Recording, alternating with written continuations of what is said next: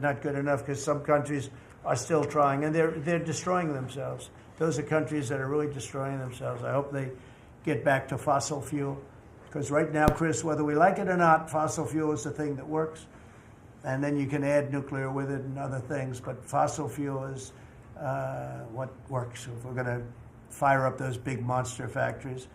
But if you look at comparing everything before I took office, domestic auto production is up 18,000 cars a month. And we haven't even started yet because a lot of these plants aren't built. It's up 18,000 because Ford, General Motors, and a couple of others, Stellantis, they're taking their existing plants and they're, as quickly as they can, they're adding on to them.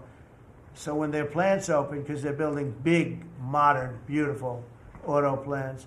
But think of that, we're up 18,000 cars a month, and essentially all they've done is try and utilize their space correctly as their big plants open up. It's going to be, I hope they remember that it was this way. I hope this table gets a lot of the credit for what's happening. It gets all of the credit, because this would have never happened. We were going out of business in every way. We were losing. All the car plants were leaving this country. Now they're all coming back in, and they are coming from Canada, and they are coming from Mexico, but they're coming from Germany. They're coming from all over the world. Domestic steel production is up by 100,000 tons of steel a week. We have a 50% tariff on steel, aluminum, and various other things. Copper just got brought into the picture, and that means people are going to want to make steel here. We just made a deal with U.S. Steel. As you know, we have an outside company come in, spend $17 billion on building new plants, new everything. It's great, and it stays right here in America. So we're doing amazingly well on steel, and domestic oil production is up by more than 300,000 barrels a day. That's a lot of barrels, and you're going to be talking about that in a second, I think, Chris and Doug. These two people have done a fantastic job, and we have the oil price down to about $62 a barrel. So just so you understand, because a lot of you like to talk about costs and prices, but I watch so much fake information. Product costs are down. Energy is way down. Energy brings things down. You know, with energy, that's what happened with Biden. He stopped our program, and then he went back to it when he realized that it looked like you're going to be paying numbers that nobody's ever seen, like $7 a gallon. You're going to pay $7 a gallon. They were up to $7.5. So then he immediately went back to the Trump plan that they terminated. But it was too late for them. It was too late. They blew it. They had a great thing going. I gave them something great, and they blew it. Since the inauguration, we've created over 500,000 new private jobs. And if you notice, when the numbers come out, government jobs are going down and private jobs are coming up. And that's what really fuels the country. It's easy to hire people and pay them for doing something that maybe is not very productive. But government jobs are down, actually substantially down, and private jobs are way up. And these are the jobs that make money, create a better life. Meanwhile, we've reduced the number of federal bureaucrats by 84,000. So we got rid of 84,000, and I think the job numbers, you're going to see the new job numbers are going to be through the roof because of all of the different businesses that are moving into our country. And not just production businesses, autos and AI, but any business you can think of. In the world of furniture, as an example, North Carolina, I went there many times when I built a lot of hotels and things, and I'd go to North Carolina, I'd buy the greatest, they were the greatest, most talented people. And then China came along and took all of those jobs away. If they would have tariffed them, China wouldn't have taken any of the jobs. But we had presidents that, honestly, and I like some of them, but they didn't know what the hell they were doing from a business standpoint, from running the country.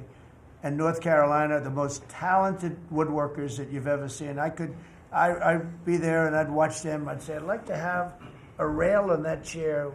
Maybe can you fancy it up a little bit? How about this, sir? And they'd hand me a thing. It was like they were artists. They were unbelievable.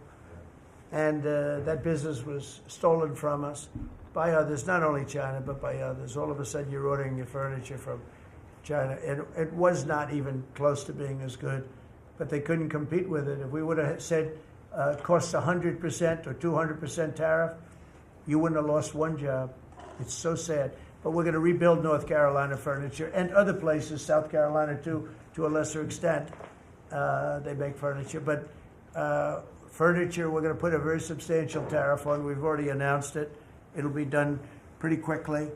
And when that happens, everyone's going to start. I just tell you, North Carolina, go out and start getting the grandchildren and the children, start teaching them, because some of those incredible artists that I knew as young people, they're older people now, but they still have the talent and they have time left, but they're going to be teaching their sons and their daughters and their grandchildren, and it's going to be a beautiful thing to see. It's going to happen like magic. It's going to happen without question. It's not like, gee, I hope it happens. It's going to happen. The results of Ford that just announced it's going to create 4,000 new jobs, American jobs. Hyundai, 14,000 jobs. General Motors is moving production of the Chevy Blazer and Equinox from Mexico back to the United States where it belongs.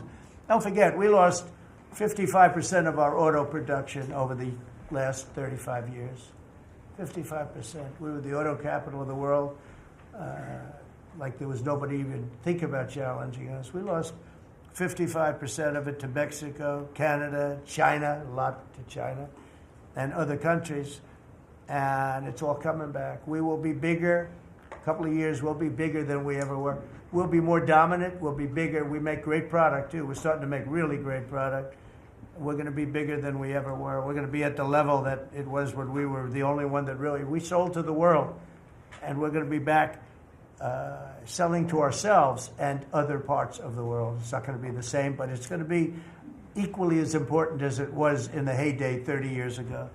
But we lost more than 50% of the automaking capacity. In fact, the unions, the auto unions, as you know, the top guy didn't know me, didn't like me, and now he likes me.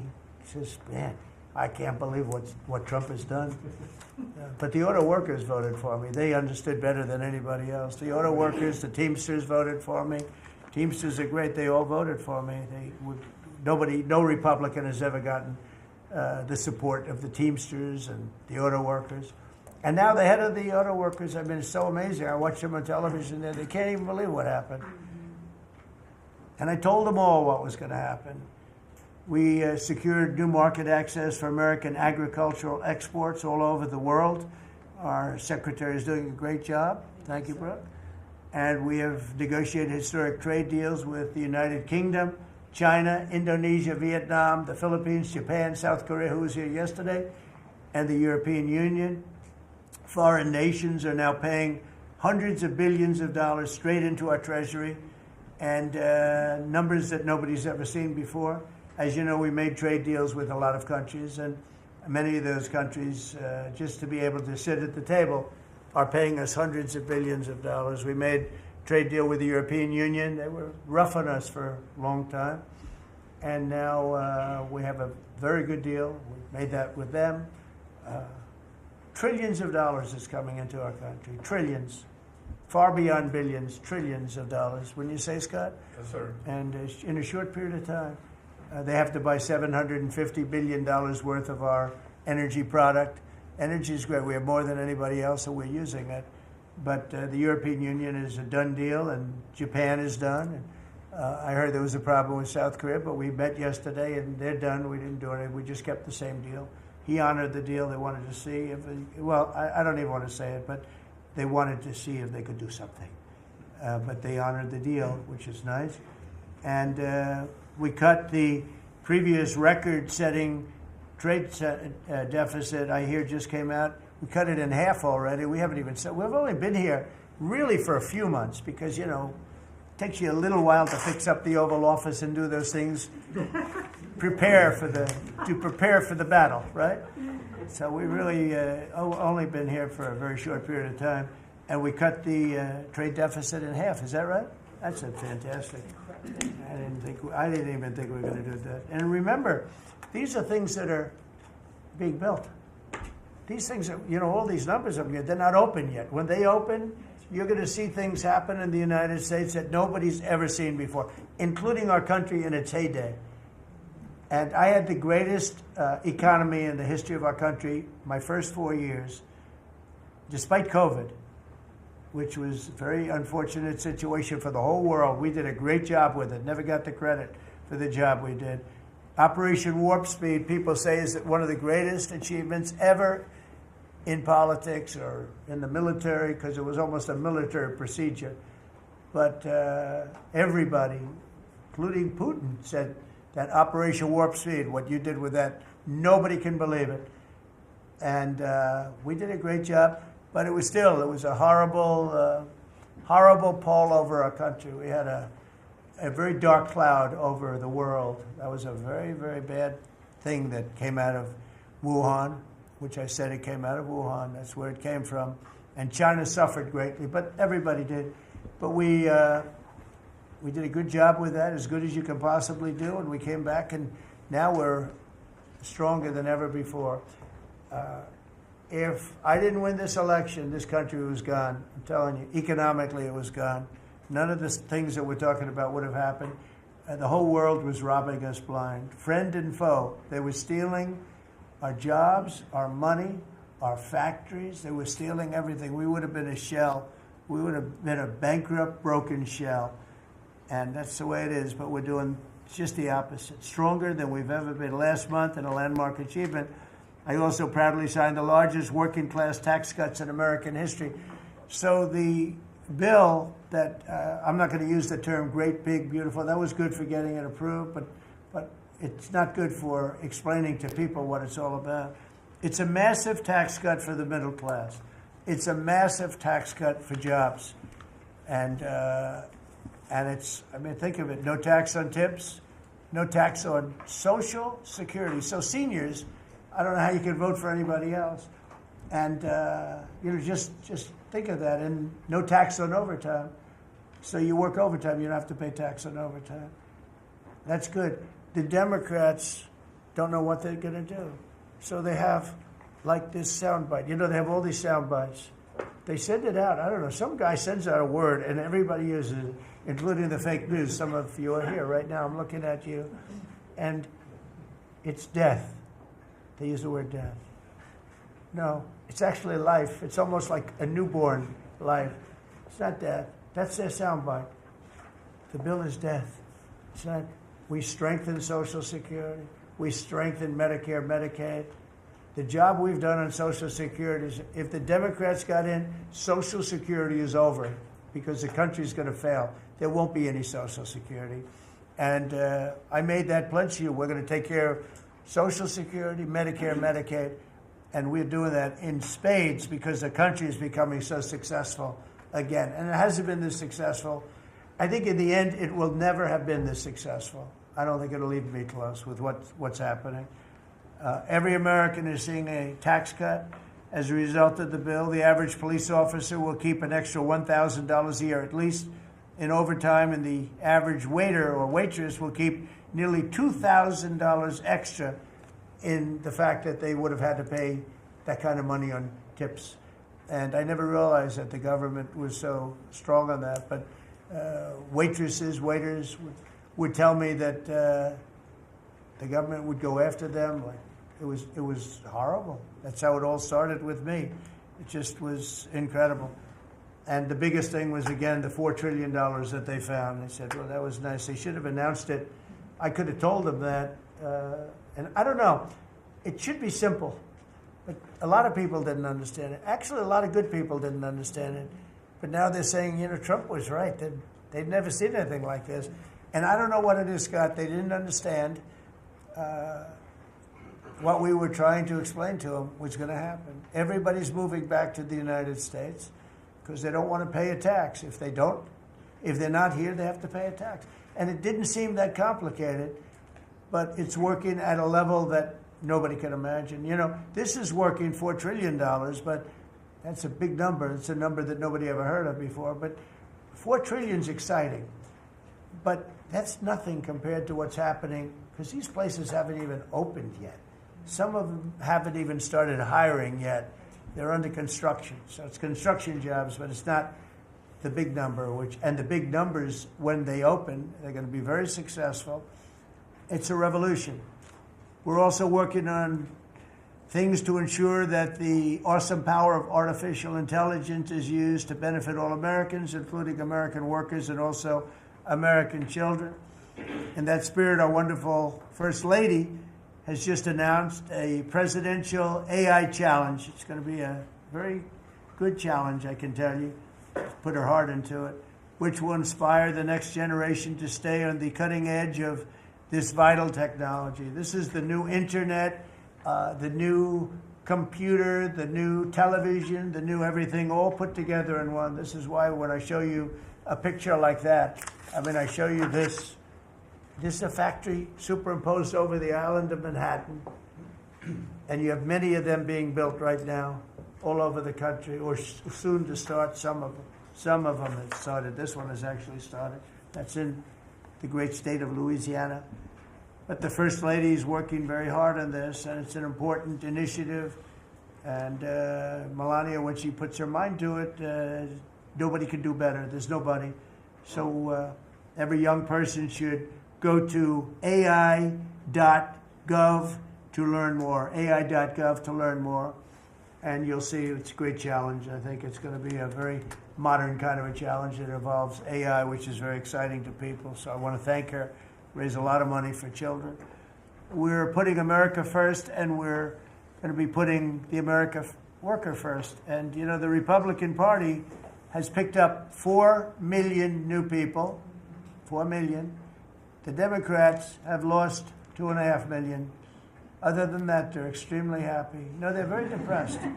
They're very depressed. And their new box that they've fallen into is crime. There was a consultant on one of the shows this morning I was watching. I thought he was very good. He's a Democrat consultant. And he was screaming, no, don't let him do this to you. It's another trap. It's another trap. What he's talking about, like men playing in women's sports. They said that's an 80-20. No, it's a 97-3. It's 97-3. Like transgender for everybody. They fought for it. They're still fighting for it. I saw a guy today, a politician that you all know very well, fighting like hell for men playing in women's sports. You don't understand. They're human beings also. Well, I agree they're human beings. But you can't have a 7-foot guy playing basketball with the women. Just one of those little problems in life. And we all have our place. That's okay. I've got my place too. But this guy's screaming, it's another trap. And this is the worst of all. He said, because this is crime. Trump is saying he's against crime and they're for crime. No, he's going, it was funny. No, it's a trap. Don't do it. And then I saw this poor, stupid Chuck Schumer, the guy. He looks like he's aged 100 years. And I don't like getting into looks. Looks don't mean anything, right? When you're in politics, looks don't matter. I look at Pam, I would never say she's beautiful because that'd be the end of my political career. Glory, secretary. But I will tell you, this is the best of all. And they're going to fight me. Like this slob of a governor you have in Illinois. This poor guy got thrown out of his business by his family. I know the family. I was partners with the family. Nice family. I like the family. But he was no good. They threw him out. He's governor of Illinois. And he goes about Trump, we don't need his help. Chicago is the worst. These places are really bad. Crime in D.C. was the worst it ever was. They make up stories. Crime in D.C. was the worst ever in history. And now, over the last 13 days, we've worked so hard. We've taken so many, there are many left, but we've taken so many criminals, over 1,000.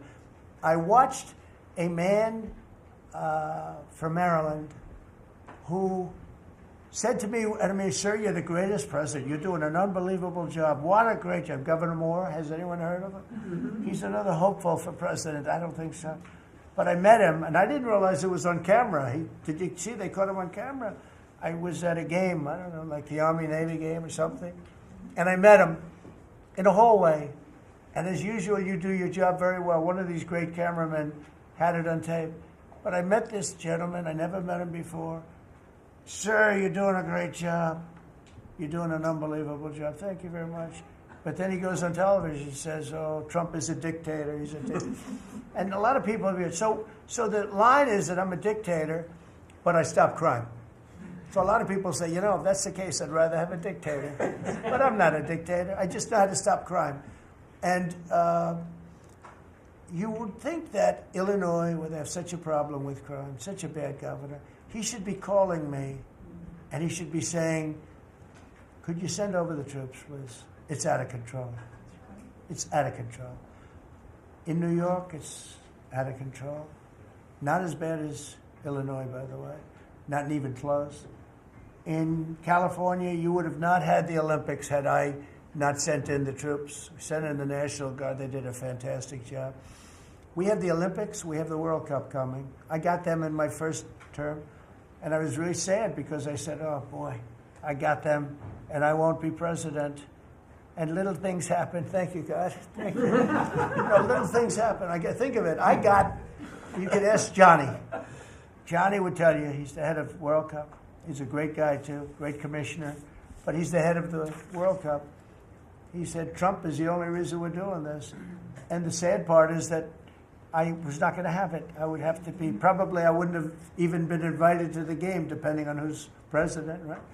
And I got that. I did not get 250, okay? The 250th anniversary, I did not get. I'd like to claim it, if I might, but I did get that. That was whether I was president or not, it was still 250. I'd like to take credit for it. What I will take credit for is we're going to have a better celebration under Trump than you would have had under some stuff. That I'll take care of. We're going to have a safer place, Christy, because of you and Tom Homan and everybody, right? But, so we have 250 coming up. We have the World Cup coming up, which is like having 45 Super Bowls.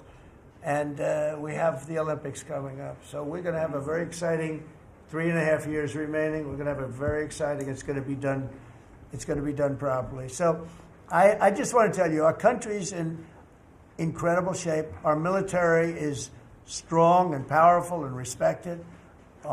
We had some fantastic decisions from the Supreme Court that let us put the people into the military and other businesses that are best for the job, as opposed to some woke reason that was killing our country. That was a very strong, very powerful.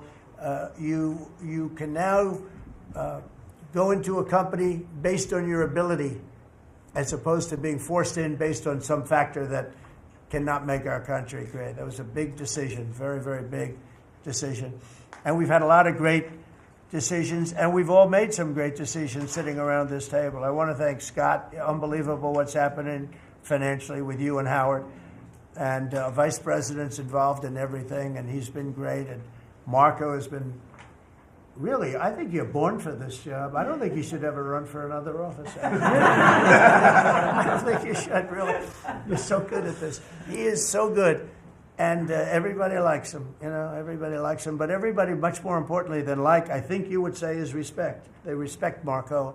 They respect all the people around the table. So what I'd like to do is I'd like to go around the table. You seem to like it. Your audience seems to like it based on ratings. And I want to mention, about crime, because we have a young lady here, Iris, of Epoch Times. You're Iris, aren't you, huh? And I heard you were very savagely mugged in the city, and I'm not going to let that happen under this administration. That was last year. And would you like to mention what happened? Of course. So first of all, thank you, Mr. President. Do you want to listen to this? For having me here to share my story to the room and to the broader public. My name is Iris Talman, White House correspondent for NTD, the sister media of the Epoch Times. So more than 2 years ago, it was a Saturday morning in broad daylight. I was on my way to work, and a young man with a black ski mask pointed a gun at my face and threatened me to hand over my phone, my wallet, my laptop, and everything else. And when I refused, he used the butt of his handgun to strike me across the face, in the cheek, or what some people call pistol whip me, before running away. And that has deeply traumatized myself and my family. Ever since, I've never dared to walk in the street of DC at night ever, and my family was extremely worried. So, Mr. President, thank you so much for what you're doing right now. Thank you, Iris, for being honest. Such incidents involved not just me, but also my family. If he had shot me, I could have died right there in the middle of nowhere without my families or my friends knowing at the age of back then, I think 23. Right. Just starting my career here in DC without even starting a family. Right now, I'm very blessed to have this opportunity. So you had a gun pointed at your head, and you probably figured that he's going to pull the trigger because these are animals that don't know what the hell. They couldn't care less. The pulling the trigger to him is a very minor event, and I'm sure he's done it before. So how did you? And you did refuse to give it, Correct. which would probably maybe somebody would say that was not the right decision, right? Right. But you refused. But I understand that. So and then he hit you real hard. Yes. It's really amazing that you weren't shot, though. I'm very blessed, and that's why having this opportunity to stand here to share my story today. One, I'm very grateful for God for allowing me to still survive to this day, but also to Mr. President. Thank you for now making DC safer. Thank you very much. For us, for our families, for my parents, on my behalf of my parents, and now my baby on the way. Thank you so much.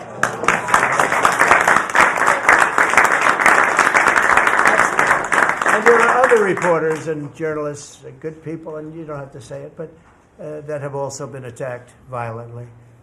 And not violently, too, but pretty badly. But, and I bet you see a big difference in the streets right now. And this is only 12 days, but people are telling me they're going out to dinner now. They haven't, I told my friend, but I have a lot of friends that are going out to dinner all the time now in D.C., and they weren't doing it 12 days ago. They would never even think. One of my friends went out 5 times. It was 4 times the last time I told. Now it's 5 times. He said, I love going out to dinner, and restaurants are starting to open again. A lot of them closed because, nobody wanted to go into a restaurant. Nobody wanted to get to a restaurant or even sit in the restaurant. But you see a big difference now, don't you? I do. I do pass by Union Station every day on my way home, and I do feel a lot safer seeing the trucks right outside, seeing the National Guard troops members right outside. It just made me feel like I'm hopeful about DC again, and one day hopefully we can raise our family here. Thank you very much. That's nice. And those are tough troops, too. Those are not politically correct troops. We don't have politically correct anymore. We have tough guys, tough people, including some tough women. But we have tough people, and when you look at them, I'll tell you, they showed one scene where a bunch of Deregulatory guys or whatever, maybe MS-13, maybe MSDNC, okay? Because to me, they're worse. I think they're worse. MSNBC maybe is worse than Deregulatory. Real scum, real dishonest people. But anyway, they went into this gang. I think it was Deregulatory, Venezuela, and they weren't nice to this group of people. The gang was calling them sir. Yes, sir. Yes, sir. Get out of here. Get the hell out of here. You're no good. Get out of here.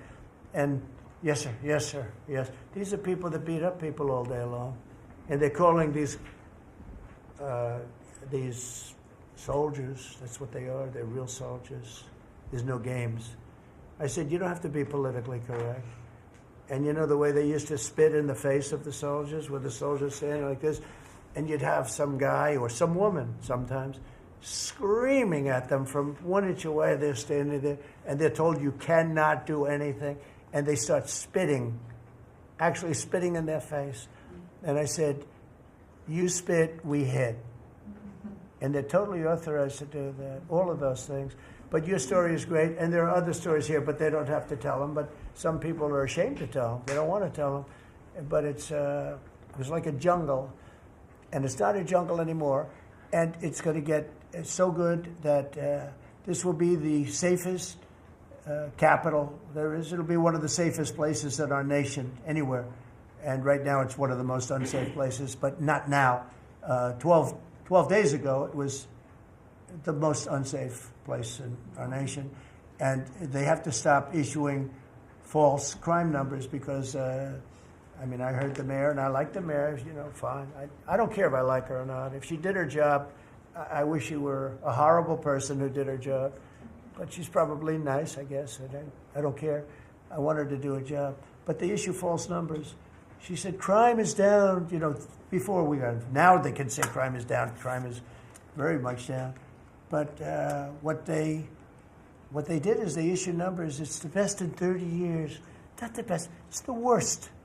It's the worst. It's much worse. And they gave phony numbers. And then they fired the man who didn't want to write the phony numbers. He got fired. And I guess that whole situation's under investigation because it's a very important thing, Pam. I mean, if they're going to give these phony numbers, it's a false feeling that you get crime. You have to do something about it. You can't go around saying, "Oh, Washington D.C. safe," if it's not. It's going to be very safe very soon. It's very safe right now. You're going to go out, have dinner. People are going out all over the place. They're walking. I have people that work in government, strong, tough cookies. They can take care of themselves. But it doesn't help to have big, strong muscles. And I work out. If a guy's over there with a gun shooting you in your face, you can be the strongest guy in the world. Guy has a gun, shoots you in the face. It doesn't matter how much you've worked out, how many weights you've lifted, how hard you work. And so we have the toughest guys and we have the best guys. And I'm willing to go to Chicago, which is a big trouble, but we have a governor that refuses to admit he has problems, huge problems. Baltimore, Wes Moore was telling me I want to walk with the president. Well, I said, I want to walk with you too someday, but first you got to clean up your crime because I'm not walking in Baltimore right now. Baltimore is a hellhole. And this guy, I don't even think he knows it. He's another candidate for president. Between him and Newsom, you got some real beauties, I'll tell you. But if we didn't go into Los Angeles, you wouldn't have the Olympics. In my opinion, you wouldn't have the Olympics. We went in, and the sheriff, the boss, said, "Thank God they're here." You could see his tape. He said, "We were not able to control what was happening." That was the sheriff. And he said it loud and clear. And they're suing us for going in and cleaning up crime. And yet their own sheriff said on the first or second night, he said, we could have never handled. That was going to be, you were not going to have the Olympics or the World Cup because that would be, there wouldn't be anything left. They shouldn't have lost 25,000 houses. The water was turned off from the Pacific Northwest. And I was after them in my first administration, turn on the water, turn it on. Nobody could have believed this could have happened. But they had no water in the fire hydrants. They had no water in the sprinkler systems that people put up in their ceilings. There was no water. And yet we have tremendous amounts of water. They send it all into the Pacific Ocean, trying to protect a certain little fish. It's not doing well because it doesn't do well without water either. And it shouldn't be protected because it shouldn't be a protected species. But I think that's actually just an excuse. I actually think these people are sick. There's something wrong. So we send hundreds of millions of gallons of water a day into the Pacific Ocean.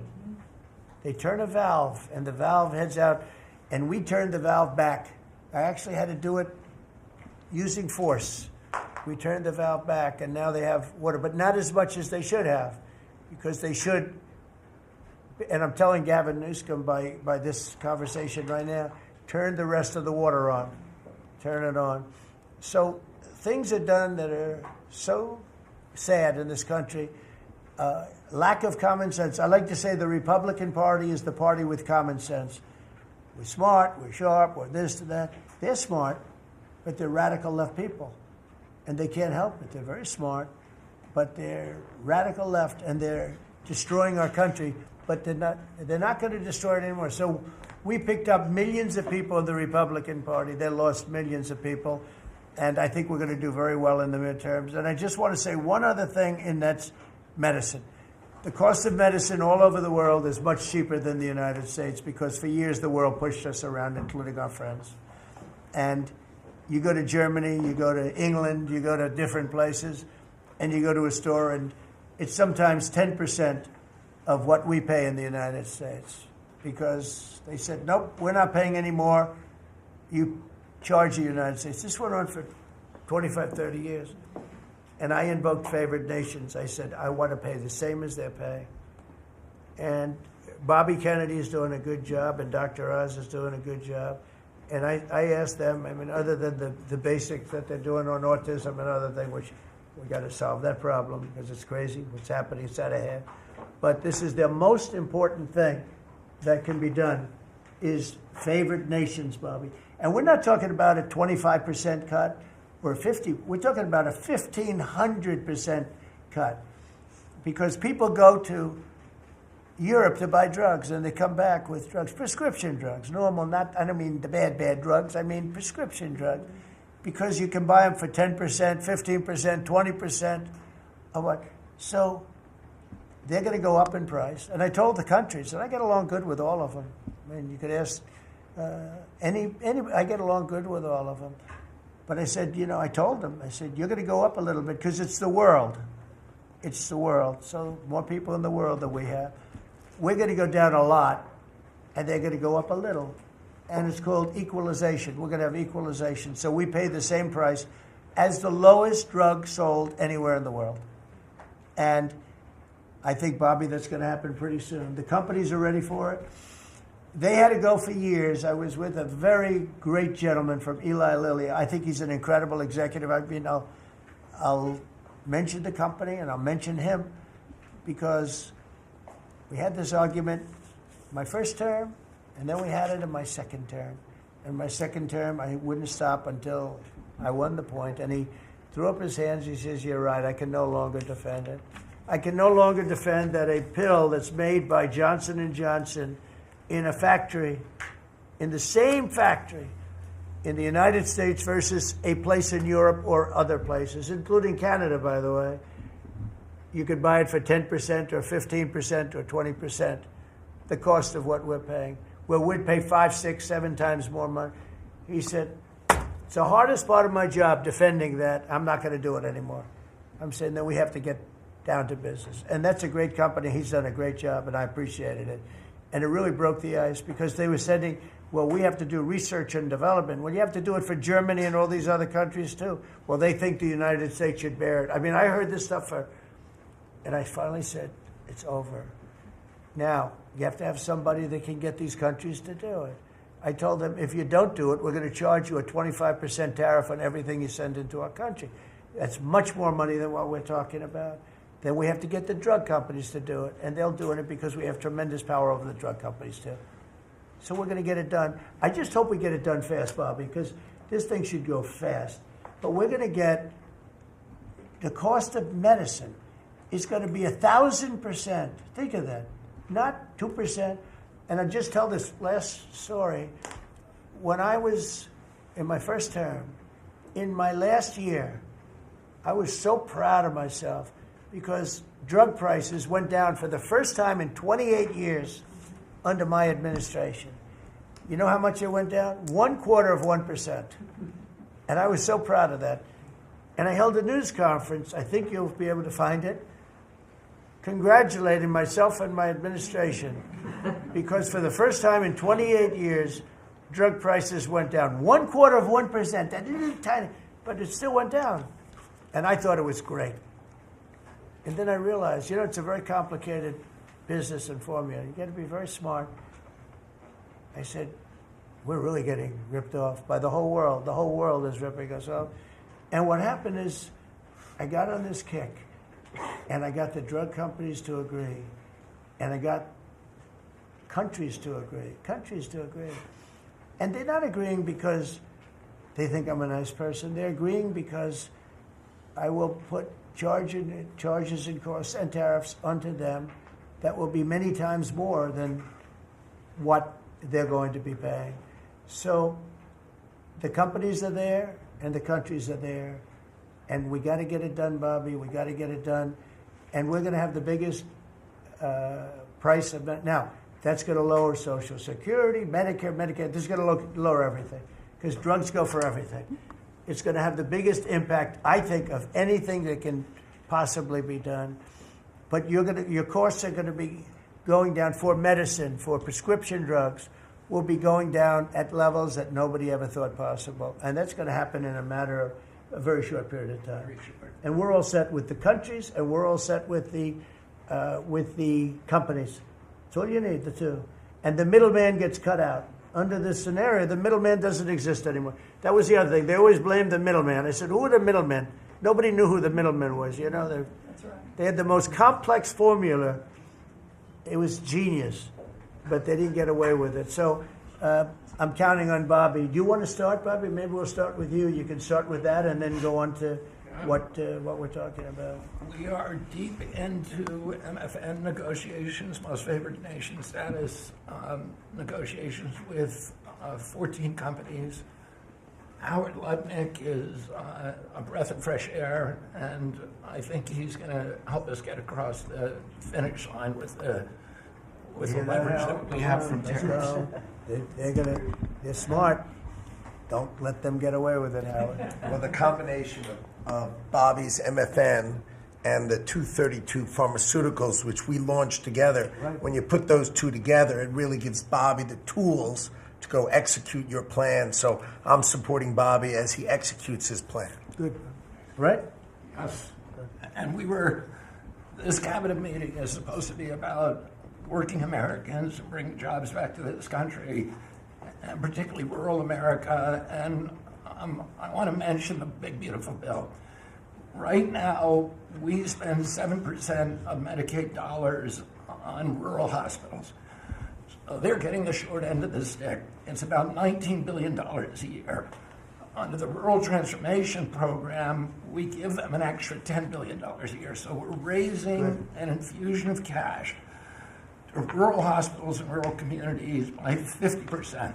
It's going to be the biggest infusion in history, and it's going to restore and revitalize these communities. And we can't survive as a nation if we don't honor our rural communities, which are the source of our values, our virtues, our character, our economy, our food. And you are bringing that back. You are bringing those communities back. I wanted to talk, because you mentioned the wind farms, we now have an interdepartmental coalition, a team, which is Doug Burgum and Howard Lutnick and Chris Wright and Pete Hegseth. We're all working on this issue. And Lee. We're all working together on this issue. We're meeting together. There are right now 11 wind farms planned that were launched during the Biden administration. Between Maine and Virginia, it's 1,130 towers. These towers are twice the size of the Washington Monument.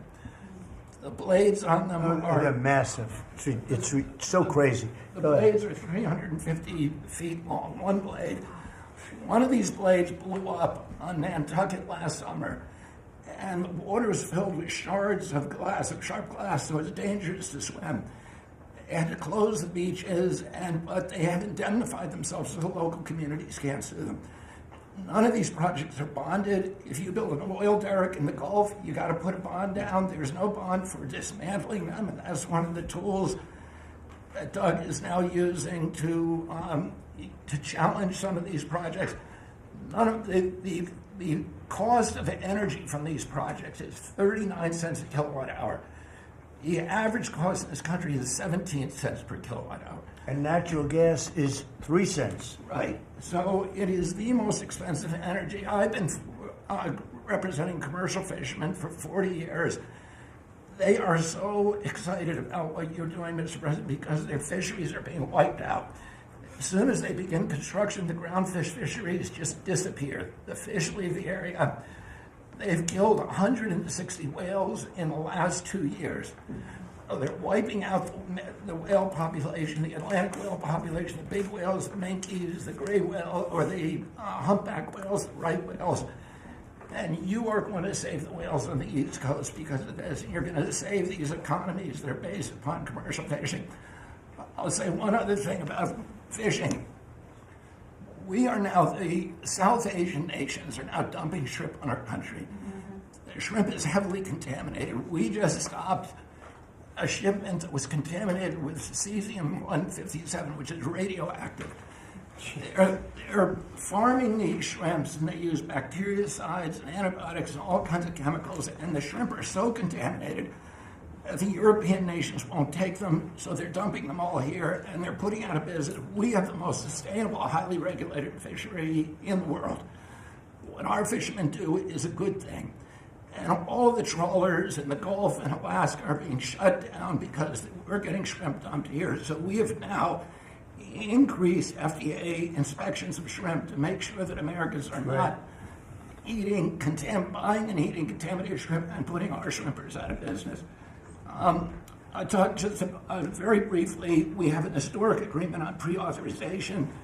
We brought together 80% of the insurance industry, which has agreed to, for 80% of diseases and injuries, give immediate pre-authorization so that when you go to your doctor's office and he prescribes you a new knee or whatever it is, you will immediately know whether your insurance company is going to pay for it. This is an historic agreement. People have been trying to do it for decades, and we, because of your leadership, brought the insurance industry together and got them to voluntarily agree to do this.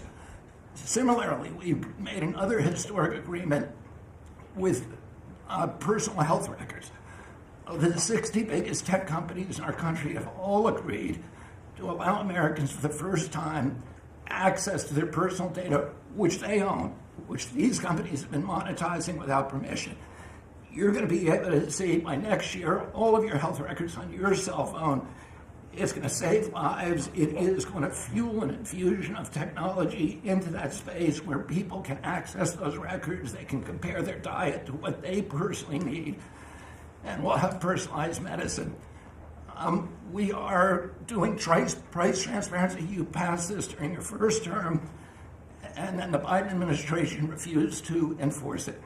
We've now brought at HHS, under your leadership and my leadership, more enforcement actions than during the entire 4 years of the Biden administration. Right. So we're going to have that kind of price transparency. I'm working with Linda on forcing medical schools.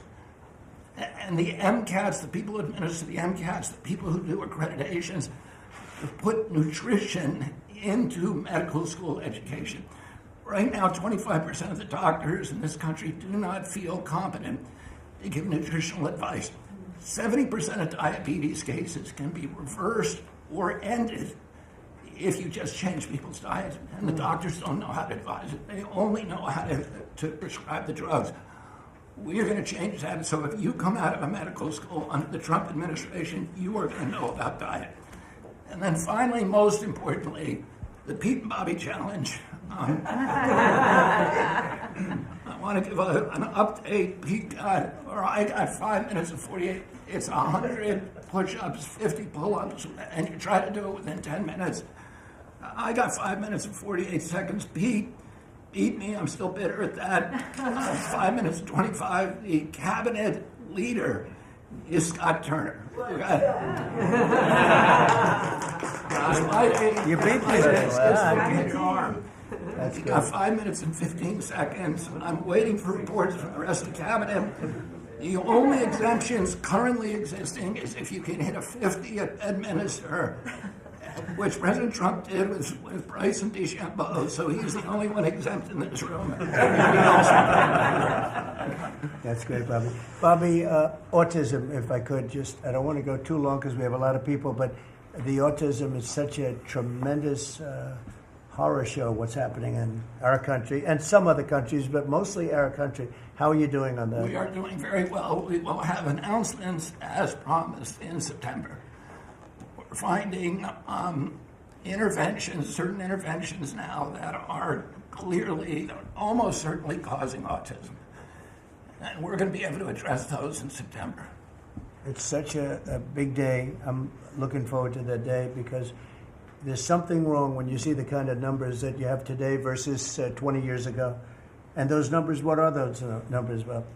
Well, in 1970, the biggest epidemiological study in history was done in Wisconsin. They looked at 900,000 children, and they were looking for autism. They knew what it looked like, and they were very, very precise about it, and they found an incident rate of 0.7, in other words, less than 1 for every 10,000 children.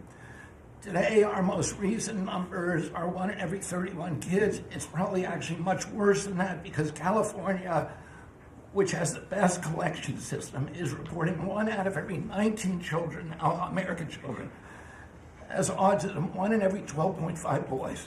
So it's gone from less than 1 in 10,000 in 1970 to 1 in 12.5 boys. Think of today. those numbers. So there has to be something artificially causing this, meaning a drug or something. And I know you're looking very strongly at different things, and I hope you can come out with that as soon as possible. We will. So 1 in 10,000, and now it's 1 in 31 or 34 or 12 if it's a boy. Can you imagine that? 1 in 12. That's for a boy. On every 12.5 boys. It's not even believable that could be. And that was 1 in 10,000 not so long ago. I've been hearing these numbers, and they get worse and worse every year. There's got to be something. I think there's nothing, including favored nations and everything else, there's nothing that can be, if you can find out the reason that that's happening, and I know we're gonna do some things. I think we maybe know the reason, and I look forward to that press conference, to be with you on that press conference. That's going to be a great thing. Thank you, Bob. You're doing a great job. Linda, how about it? And we want nothing less than $500 million from Harvard. Don't negotiate, Linda. They've been very bad. Don't negotiate. Go ahead. All that's working well. Mr. President, thank you very much.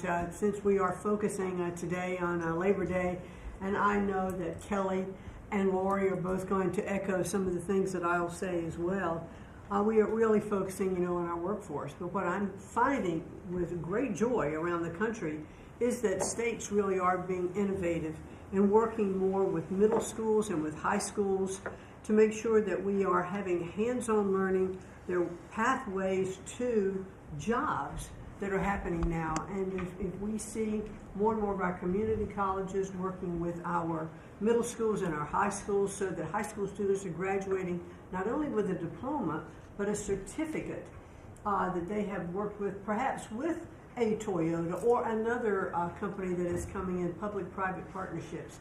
And they're learning on the job so that when they graduate from high school, they're ready to go into the workforce, because we know with all of these wonderful jobs that are coming back into the country through AI, through just our normal jobs, that we need electricians, HVAC operators, etc. If we don't have this training, we're not going to have the workforce we need for all these wonderful jobs. So governors are really excited about this prospect. I've been now to several states and visited community colleges and tech schools with governors, and they're just all on board for getting this done. I think it's one of the best things that we're hearing relative to the job market. So we're just kind of focusing on that for today. So we're bringing education back to the states, to put it in a more simple fashion. We're going to let the states educate our children again. And, we're rated out of 40 countries, we're 38, 39, or 40. So obviously, it's not working what they've been doing for the last 30, 40 years. And if you go back, the best are like Norway, Denmark, Sweden, some of the other, Finland, they're very highly rated. If you go back to just take a look at anything you want to do, you just look at us in the past. If we gave Iowa or gave Indiana and I don't say every one of them, a guy like Gavin Newsom's not going to do well. Certain states won't do well. But even California, you cut it up into sections. You have Riverside, you have this, you have that. You cut it into 5 sections. And, if you had a good governor, you'd be able to do well. But certain states will be able to compete with Denmark, Norway, Sweden, and everyone. It'll be just as good. So I figure you have close to 40 of those states. Mm-hmm. And then you'll have 10, you'll have 5 that won't be very good. You have 5 disasters, and we'll have to work on those disasters. But for the most part, we will have education that will go zooming up in those charts, just like we have in everything else we've done. And I think it's one of the most important things we're doing at this table. So bringing education back to the states where you have the parents running it, where you have the school boards, they're local. We have people running from Washington that have never even been to the state that they're in charge of. They've never even been there, and I don't think they care about it. So we want to close up the Washington buildings, sell the buildings off, let somebody else get rich with the real estate, because it'll be a crime-free city. By the way, speaking of that, anybody murders something in the Capitol, capital punishment, capital punishment. If somebody kills somebody in the Capitol, Washington, D.C., we're going to be seeking the death penalty. And that's a very strong preventative. And everybody that's heard it agrees with it. I don't know if we're ready for it in this country, but where you have it, it is, we have no choice. So in D.C. and Washington, states are going to have to make their own decision. But if somebody kills somebody, like you could have been killed, very lucky you didn't get killed, it's the death penalty, okay? Fantastic job you're doing. Thank you, Linda. Very much appreciated. How are you doing with the colleges, by the way? You're doing some pretty good work in terms of getting them to treat people fairly. Well, interestingly enough, since we've been negotiating with some of the Ivy League schools, I have presidents of universities calling every single week. They want to sit down and talk to us about all of the steps that they are taking because they would like to not come under the same investigative, program. And so it is having its desired effect. That's great. So if you fire a shot across the bow, and the big guys, people kind of step in line and know you mean business, and we have teeth in these agreements. And I'm proud of the work that we're doing there. Well, they misbehaved, and some of these schools are getting billions and billions of dollars, and they misbehave. So that's it. And so one way or the other, we're going to win that whole thing. It's going to straighten them out. Okay? Thank you. Great job. Thank you. Lee, please. Mr. President, the Trump EPA has a special Labor Day message to America's workforce, especially our auto workers, our coal miners, our steam fitters, our pipe fitters, and the list goes on. See what a difference a year makes.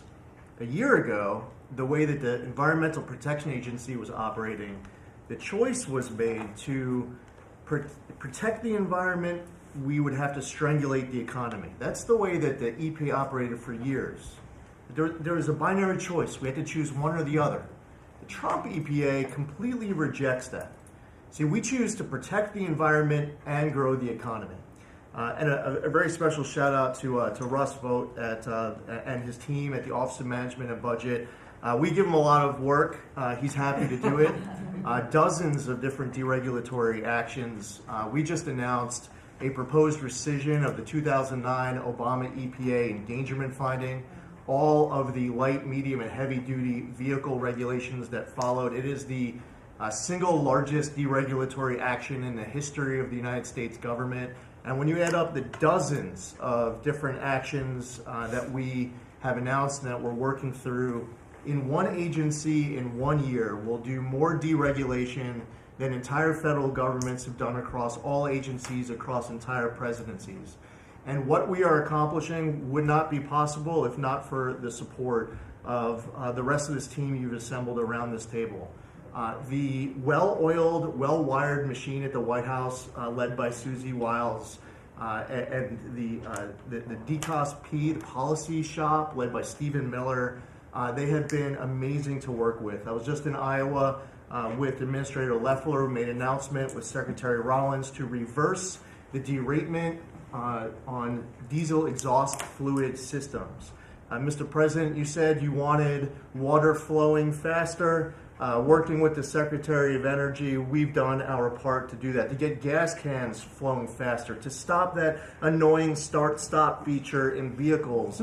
See, people out there might say, well, why are you focused on all of these little things? If it's little to you, it doesn't mean that it's not a very big deal for millions of other Americans.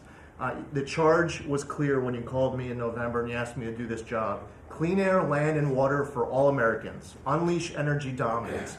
Advance cooperative federalism, permitting reform, make America the AI capital of the world, bring back American auto jobs. What we are accomplishing now, again, wouldn't be possible if not for your leadership. I'm grateful to the American people for electing you and our amazing Vice President.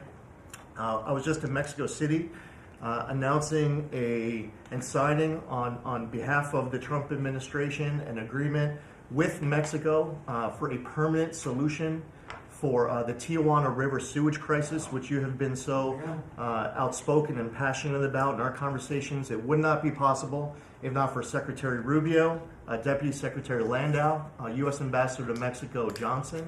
The team at the State Department has been incredible.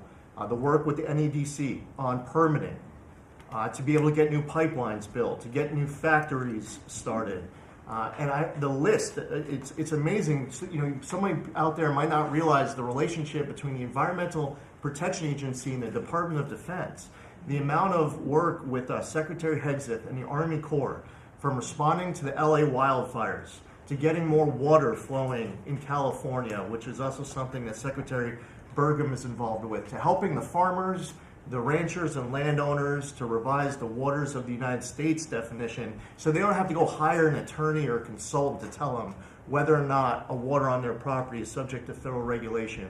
Thank you for putting this entire team together. It's an honor to be at the Trump EPA, where we choose to both protect the environment and grow the economy. It's a very happy Labor Day for America's workforce.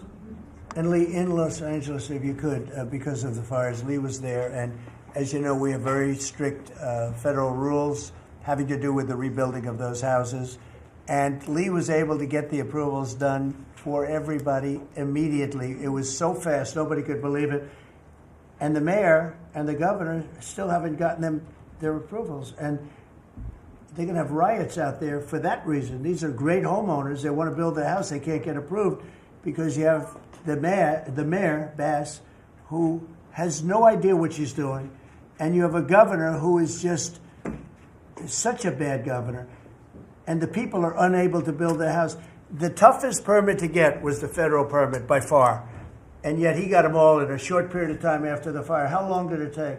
Well, Mr. President, you came in, signed an executive order, and told the EPA that we had less than 30 days to complete our hazardous material removal, which the initial response, once all of our heart rates went down a bit, was just to figure out how to get it done. We got it done in just less than 30 days. The Army Corps of Engineers then comes in for the debris removal. The federal government, in clearing over 13,000 properties that were destroyed because of these wildfires. We've got to the point today where property owners all across Los Angeles, they're grateful to the Trump administration. They're happy that we did our part, but they are desperate to rebuild. And there is not a single green light approval that they are waiting for from the Environmental Protection Agency. The EPA and the Army Corps of Engineers proudly have done our work. It's important for those local officials to let these property owners build on their land. It's their property. It doesn't belong to the mayor of Los Angeles. And they need to represent their people better. They're ready to build. When will they have their permits from Los Angeles? Well, here's the problem, Mr. President, is that they have been ready since the moment we were done with the federal part. I mean, I was visiting a week after. Actually, I thought my first trip was going to be to Los Angeles. However, the moment I got confirmed, the vice president said, "You're going to East Palestine right away." So that actually ended up being the first visit because the vice president's so passionate about that from the great state of Ohio. Then we went to Los Angeles from there. We're talking about the beginning of February, where we were meeting with property owners already.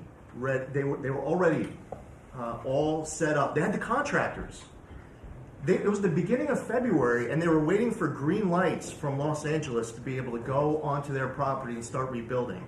Some of the same people who were waiting for a green light ready with the contractors at the beginning of February are still waiting now in the middle of August. Let these Californians rebuild. And they're talking about also taking away some of the properties and building low-income housing on those properties. They're going to have problems like they've never had before. These people don't know what they're doing. So we have all our permits. Everything the federal government has to do was done long ago. They should have been. I went to a town hall with Lee, but we were there, and the mayor was saying it would take 2 years, maybe 3 years to get this approved. I said, no, not 2 years, 2 days. They should have it in 2 days.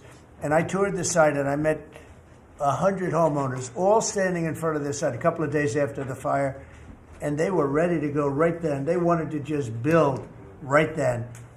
And the city won't let them do it. Los Angeles, I don't think it's that they won't. I think they're incompetent, okay, to be honest with you. I think they just don't know how to go about it. it is so badly run by Newscomb and by Mayor Bass. Mayor Bass, she was in Africa during the fire. She knew the fire was starting to rage, and she decided to take a trip to Africa. These people they're just bad. You know, you talk about make America great again.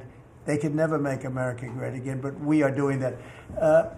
Congratulations, you found some interesting things, Tulsi. She's becoming a bigger and bigger star every day. She found a lot of good things. Go ahead. Thank you, sir. As we approach Labor Day weekend here, this is just such a great opportunity really to recognize your leadership as a true champion for working people. And I know we'll hear as we go around the table here how your focus singularly on putting the well-being and interests of the American people first is that common thread that we're seeing in your policies being implemented across your administration.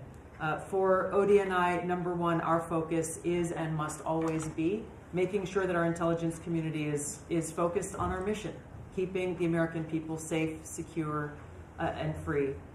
We're doing great work on this front. I'll point out our National Counterterrorism Center, led by Director Joe Kent, are working across different agencies with Homeland Security, DEA, FBI, and others to catch terrorists, both those who are trying to come into our country, those who may already be in our country.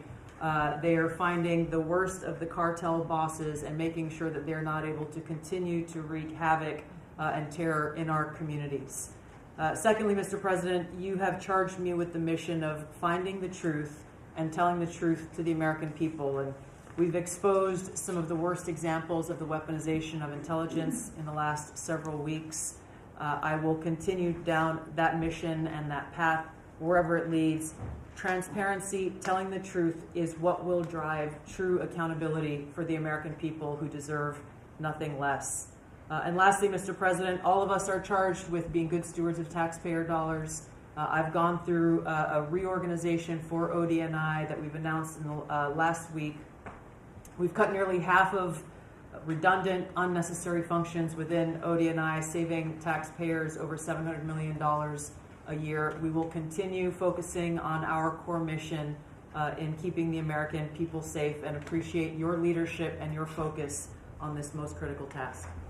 And you've also found many bags of information. I think they call them burn bags. They're supposed to be burned, and they didn't get burned, having to do with how corrupt the 2020 election was. And when will that all come out?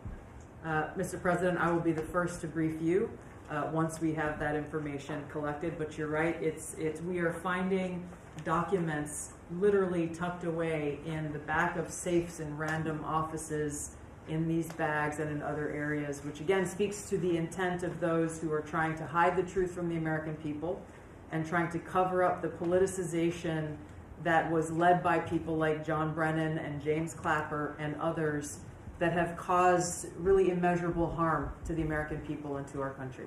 Great job. Thank you. We look forward to hearing it. The public looks forward. Thank you very much. Administrator? Thank you, Mr. President. Well, everyone knows there's no stronger advocate for hardworking American families than you, sir. Thank you for the largest tax cut in American history for working families. The average family of four is going to save about $10,000 take-home pay more a year.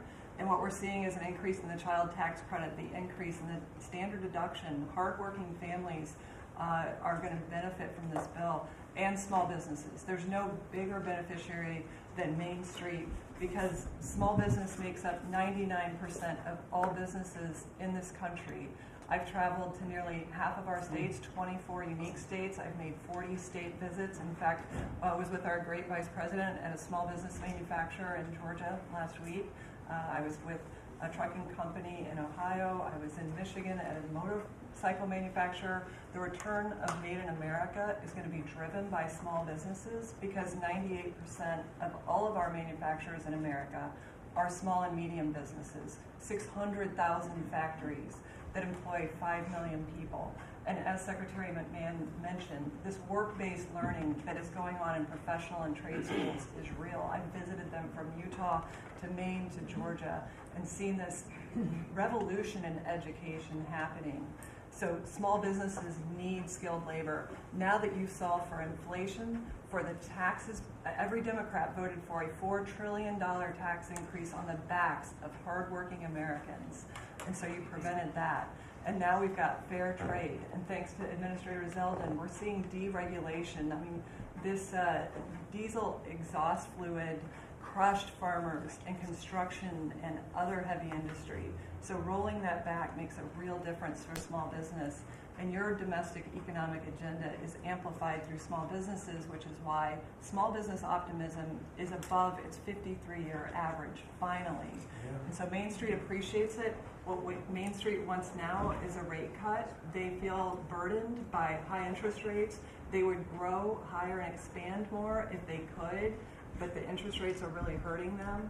And finally, I want to say thank you for your executive order on debanking. We're about to announce a major investigation on debanking. It happened to you and your family. It happened to me.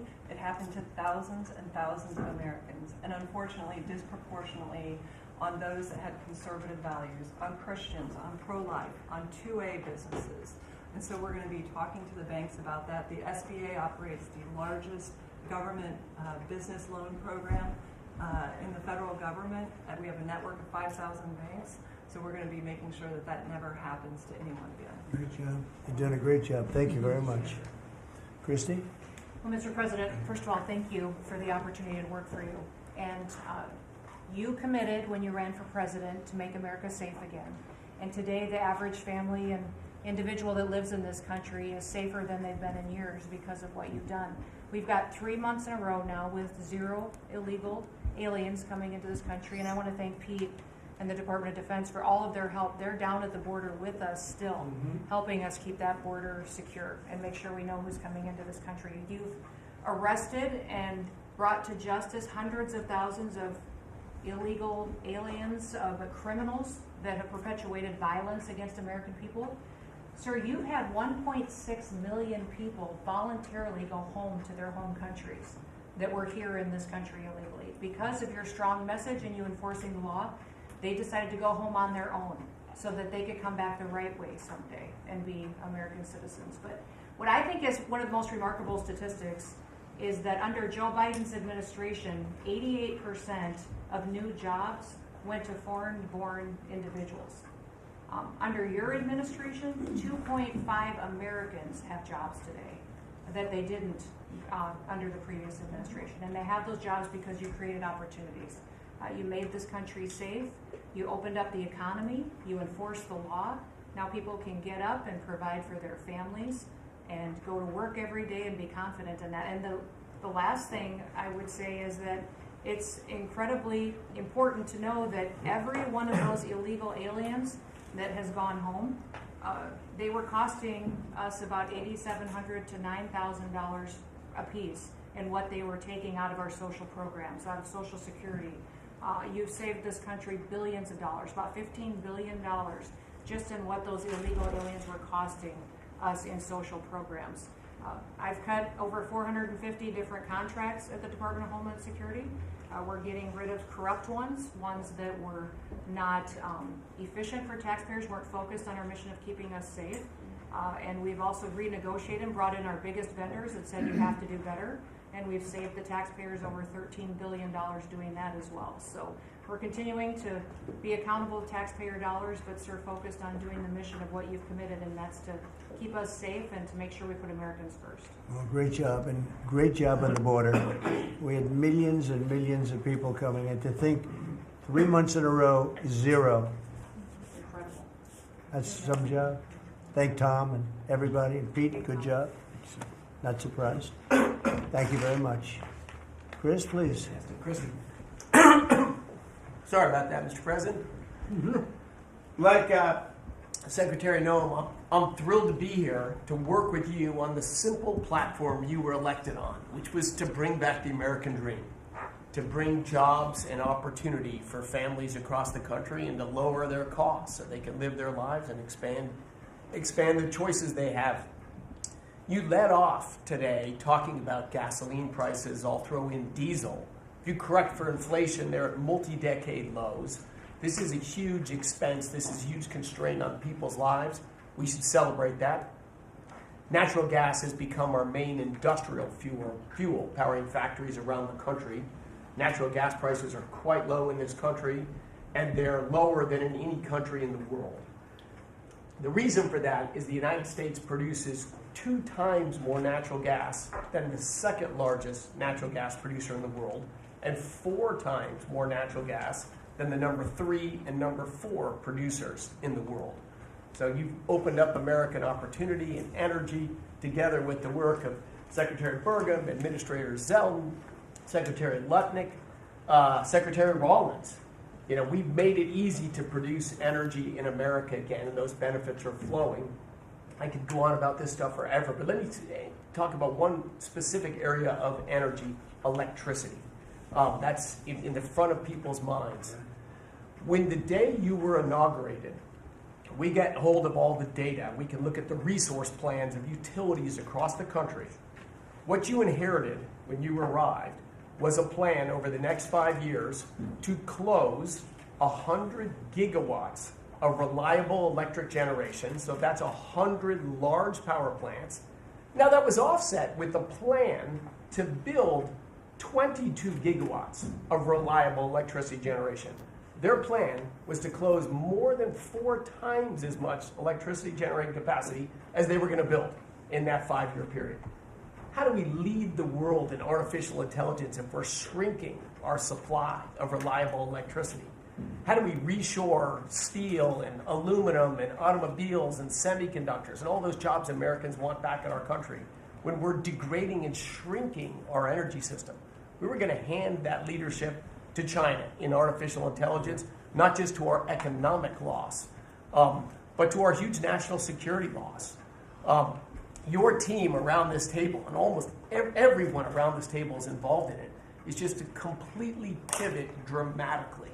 We're stopping the closure of all these plants way before their retirement date. Some plants get to their end of life. That's a small percent of the planned closures. Most of those were just political nonsense at the cost to American taxpayers. So we have rapid new construction of power plants under in the United States. We're doing everything we can with suppliers who build the equipment for these power plants. They've got to build their factories bigger to build power plants in America. People thought those days were past. We weren't going to build big things in America anymore. We're just going to keep sending it over to Asia and overseas and just buy other people's stuff. Totally nuts economically, totally nuts for national security, and of course crushing for working Americans, particularly Americans that work with their hands. But we are seeing a revitalization of those people, of that optimism. You showed that picture of that plant being built in Arkansas, dozens of those under construction, just in artificial intelligence. But the reshoring of steel, of aluminum, of plastics, of fertilizer, semiconductors. Like this, America's the land of opportunity. How did we get to become this awesome nation? Because we believed in the American dream and we leaned in on it. But the wealthy in our country and the coastal elites that live away from where stuff's actually made, they just lost their way, and politicians just let them have it. Your tireless campaign and your relentless messaging made people realize the American dream isn't dead. It's just been smothered, and we're unsmothering it and setting it loose. God bless your efforts. God bless your assembly of this team around this table. We're bringing the American dream back. Yeah, thank you, Chris, very much. Great job you're doing. Appreciate it. Lori, please. Mr. President, everybody here who spoke works at the Department of Labor, clearly, which I love. They have all the correct talking points, but I think that's a testament, again, that we are all working together every single day. We talk to each other often, and the workforce, the skilled workforce, the education factor, retirees, it's been so important because they all touch the Department of Labor, and I have the opportunity to work with every single one. If you all haven't stopped by the Department of Labor, Mr. President, I invite you to see your big, beautiful face on a banner in front of the Department of Labor, because you are really the transformational president of the American worker, along with the American flag and President Roosevelt, because we're bringing business and labor together. And I was so honored to unveil that yesterday, and everybody is taking note of that. You also mentioned crime, and I think it's been important for my colleagues to recognize that now American workers can return to work and feel safe. That business owners aren't shutting down their businesses because they're afraid they can't protect their workers, and now it's open for business again, and it's starting right here in our nation's capital. Many things have been mentioned about consumer confidence up, unemployment is holding steady, and more than 2 million net jobs for native-born Americans has been key under your leadership. 84% of the workforce and jobs has been produced by the private sector. I think that was the mission of this administration and the Department of Labor. And I will continue to say for a little bit longer until I heard you today, the One Big Beautiful Bill, because it equals one big beautiful workforce. And Congress passed this legislation. It probably will be the single most important bill that they did sign, because it is protecting our American workforce by expanding Pell Grants and child care and reduction in taxes, that they can keep more of their hard-earned dollars. I am at the Department of Labor announcing $30 million in grants for our skilled workforce, that I have an MOU with Secretary McMahon. I have an MOU with Administrator Loeffler. That's important to share the data points on how important this is.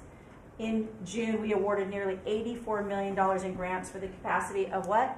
Registered apprenticeships. An executive order to have 1 million active apprentices across this nation, where we've already registered 185,000 since in the last few months. One of the other things that we have done is the Biden administration's guidance on cryptocurrency. And thanks to you and your leadership on that, we've rolled that back. And of course, we're going to see the 401k, the investors in our alternative assets. That's been key through the Department of Labor to work through. Partnering with our agencies, again, as I mentioned before, is important as we work together. I have visited, I'll be 31 states on my 50-state tour by the end of this month. I'm headed with Secretary Duffy, with the South Korean President Lee today, as we move through the shipbuilding. We will do that in Philly, and then I'm off to New England to talk to those states about how important the apprenticeship program is.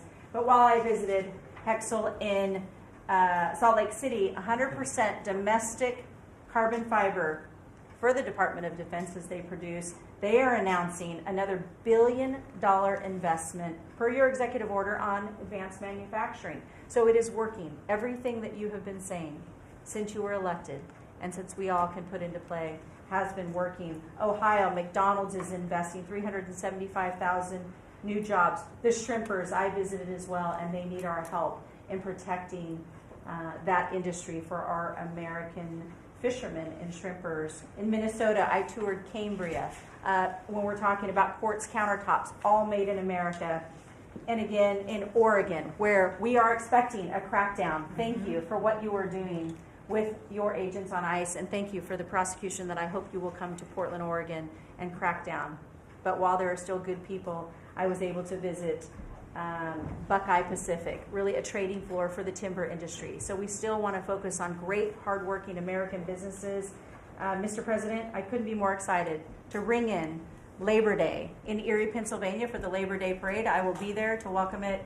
It is an honor to serve this country. It is an honor to serve under your administration as the Labor Secretary, and we will kick off, and Republicans will own Labor Day again, not Democrats. We will own it because we are, and you are the president of the American worker. So thank you for everything that you've done. Thank you very much, Lori. Absolutely. You're doing a fantastic job, and I will tell you that Lori was recommended by the Teamsters. And I said, that doesn't really work, does it? And it turned out to be one of our best choices. So I just want to thank you and Sean, who, as you know, recommended you very strongly. You really turned out to be a gem. Thank you. I was able to talk to the president on the phone the other day. He called and we visited, and he said, but I know that you were, a little bit middle of the road and not so sure. I said, Mr. President, I have been a Republican. He's like, what?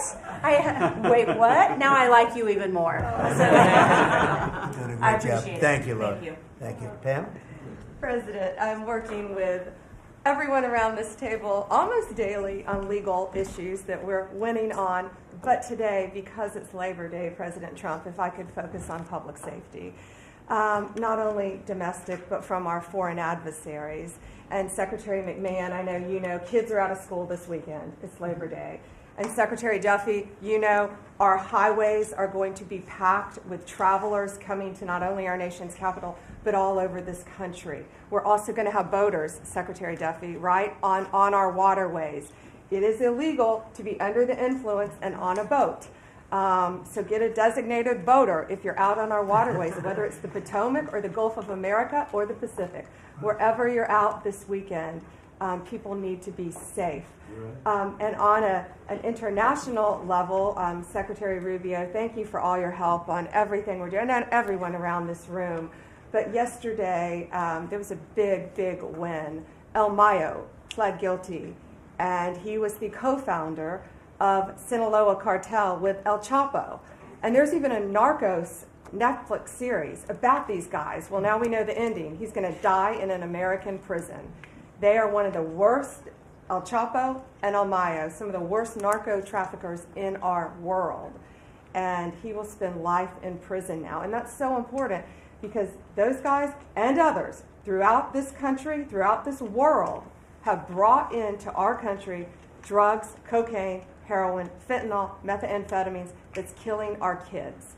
And we have to stop that. And that's what you've been doing not only in D.C., but around the country at your leadership. And over the weekend, parents need to know, with kids out of school, with people out on our highways and on our waters, do not take a pill from anyone you know, don't know. Do not buy anything on the street. It could be laced with something toxic. We've seen so many fentanyl overdoses. And when you were here in D.C., we showed you pictures of some of the drugs that had been seized right here in D.C. President, they were packaged for children. Packaged for children. And people are dying from these around our country. So thank you, President Trump, for your leadership and for letting Americans know that it's now a safe place to go. But parents also have to know, college kids have to know, to be vigilant and not take this trash. Because you could be thinking you're taking a Xanax, an Adderall, anything, and it could be laced with something very lethal. So thank you, President Great Trump. message. Thank And you, you've been President Trump. fantastic this last 12 days in D.C. The job you and your whole group has done is, All of us. everyone's talking about it all over the world. I hate to have to talk about that, but we have to. It's becoming a very safe place again. And the work, I've seen how hard you worked from the beginning, in all fairness, but this focus on D.C. is so important for the country. So great job. And to everybody. And Great job. President, it's a team around. We're all working hand in hand, side by side, all of our agencies together to make America safe and D.C. safe. And Iris, congratulations on your baby, and I'm so glad that you're safe now. Thank you. Thank you, Pam, very much. Mr. VP, would you like to say something? Yes, sir. I'll be brief, but I want to congratulate you and the entire team on all the things that have been accomplished. You'll hear about a lot of it. You've already heard some of it, but I thought it would be helpful, Mr. President, just to take stock, not just of what we've accomplished, what we will accomplish, but of the mess that we inherited, because I think it makes this first Labor Day a bigger and more special occasion.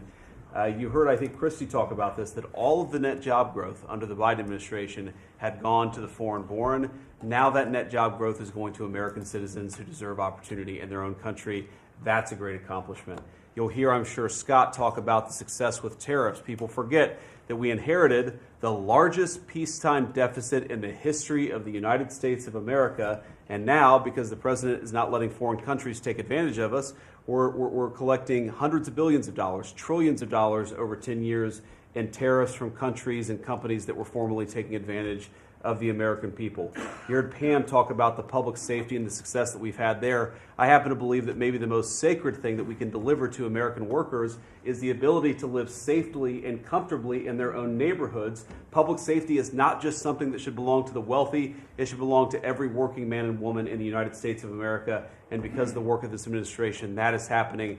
And of course, Mr. President, you yourself talked about the inflation mess that we inherited under the Biden administration. Maybe the most striking and even shocking statistic of the Biden administration is that housing costs have gone up by 100% over the 4 years of the Biden administration, literally doubled, making the American dream of homeownership unaffordable. We've made great strides and great progress already. But to the American people who are listening, there's a lot more to do. We're going to keep on working hard at it, but it's an honor to do this job under the President's leadership and with this very great team that you've assembled. So we've done a lot, but there's a lot more work to do, and we're very cognizant of it. Thank you, sir. Great job. Thank you, J.D. Scott? Sir, as we've said very often, economic security is national security, and our country has never been so secure thanks to you. You have brought us back from the edge. You have the overwhelming mandate from the American people. You're restoring confidence in government, a topic that is on the front of everyone's mind, the Federal Reserve. The Federal Reserve's independence comes from a political arrangement between itself and the American public. Having the public's trust is the only thing that gives it credibility, and you, sir, are restoring trust to government. You are weeding out the waste, fraud, and abuse, and the old ways of doing things are not good enough. We are seeing a blue-collar boom. In the first 7 months of your administration, real blue-collar wages have taken off. And the only other time that they've done this in the past 70 years was in your previous term. Your efforts on tax, trade, and deregulation have boosted paychecks for American workers while slowing the pace of inflation and lowering the cost of energy. Inflation has plummeted to just 1.9% since you took office, and the economy rebounded with real GDP surging 3% last quarter. The blue-collar boom coincides with a CapEx comeback. In anticipation of your one big beautiful bill becoming law, CapEx increased by American businesses by nearly 14% in the first half of this year. And as you and I talk about frequently, and as that chart or that photo attests, we are going to see, I believe, a bigger CapEx boom from here. This is just the beginning, just the beginning. You have saved this country by making it the best place in the world to do business again. Treasury is helping to implement these new provisions, as well as no tax on tips, no tax on overtime, no tax on Social Security. This weekend, I will be meeting with workers from local restaurants to discuss the positive impacts of the pro-labor reforms on no tax on tips. And I have to tell you, thanks to you, when I go into a restaurant or stop by a hotel doorman, I am the most popular person there. And since my first job at age 9 was as a busboy getting tips, I am going to spend Labor Day going from restaurant to restaurant talking to workers who receive substantial amount of tip income. So I'll hear directly from them how your one big beautiful bill is increasing their take-home pay and making a big difference. Now, we can also talk, that is domestic. On the international front, you have leveled the international trading system whereby countries took advantage of us, and that's over. It's over. The Treasury Department is taking in record tariff revenues that I had been saying was running at a rate of $300 billion a year. You chastised me for saying that it's not, that number is too low. And as usual, you're right, that we had a substantial jump from July to August. And I think we're going to see a bigger jump from August to September. So I think we could be on our way well over $500 billion, maybe towards the $1 trillion number. This administration, your administration, has made a meaningful dent in the budget deficit. The average budget deficit during this term is 26% less than the last 12 months under Biden. And even the CBO, and we don't agree with CBO on everything, as you said, last Friday, on a summer Friday, had to admit that they believe over the next 10 years, the budget deficit will be $4 trillion lower than they had previously scored. $4 trillion, 3.3 trillion of tariff income, 700 billion of lower interest cost, and I would expect that number could go up from here. So, Mr. President, your return to the White House marked the return of the American worker. Thank you for reclaiming Labor Day for the American people. You're growing the economy for everyone, especially the middle and lower income households who suffered disproportionately under the last administration, and it's an honor to do this under your leadership. Great job. You're doing great. Thank you very much, Scott. Brooke? Sir, I dropped my second son off at college last week. And I wasn't planning to say this, but just listening to everybody, I wanted to put a little bit of a personal touch on this work. He started his freshman year yesterday at Texas A&M, for all my SEC friends in the room. Thank you for saving college football, by the way. We're all very grateful. The country just feels different. It just feels different. There's such a optimism and a love. There's a faith movement going through, especially with our younger Americans. And for those of us with kids in college, I know we feel it. And I experienced it firsthand last week, moving him and my other older son in as well. As we move toward Labor Day, you have made a lot of dreams come true for a lot of people, but one of my longtime dreams was for the right to recapture Labor Day. And I've been talking about this for almost 20 years and writing about it, that why are we ceding the day that we are celebrating the American worker to the Democrats? Because this is our day. Perhaps of any day of the entire year, this is our day. America was founded and fought for by fishermen and farmers and workmen and et cetera. The Genesis, the first book of the Bible, talks about the righteousness of work and the art of creation. And so to be part of this effort to represent the farmers, the ranchers, the agriculture industry at this moment in time, which I do believe we're in a revolution. 1776 was the first one, 1863 or so with Abraham Lincoln was the second. This is the third with Donald Trump leading the way. And we are saving America. And the idea that we are putting the worker, the very central component of the American dream, at the center of it is the reason that it is so. So at USDA, it continues to be my greatest honor to fight for the original American worker, whom I think the farmer is and what they represent. And as we are building new systems and new structures, as we have this year going to have the best harvest on record for our row croppers and others, what this team has done and is doing to open up those markets to ensure that these farmers can continue to return prosperity to rural America. I'll finish with this. This morning, we had a working group with 6 of our cabinet members. Bobby Kennedy representing healthcare, Linda McMahon education, Lee Zeldin deregulation, Kelly Loeffler small business, Lori Chavez Rimmer labor, and Scotty Turner housing. And how you leading the way in your vision, how that will return the golden age to rural America, to the very fabric of our country. And whether it's better hospitals, better education, more opportunity, less government, better and bigger small businesses, better opportunities for our workers, and better housing, and of course the agriculture piece of that, through the big, beautiful bill, the bill, what it did, the greatest investment in rural America in history. And now the opportunity to effectuate that is, again, a game changer, a country saver, and what a joy to be able to do it under your leadership. So thank you so much. Really good. Thank you. Beautifully stated. Thank you very much. Yeah. Scott? Yes, sir.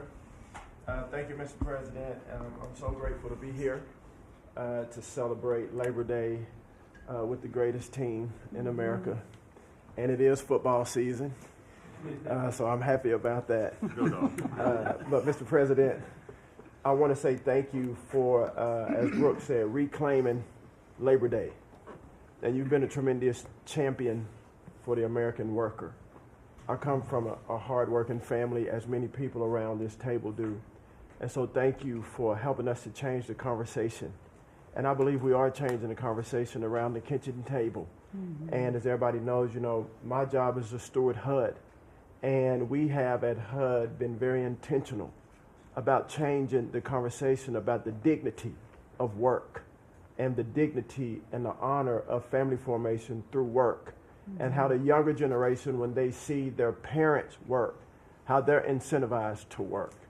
And that, you know, America is not a welfare state, but America was built on small business. It was built on entrepreneurship.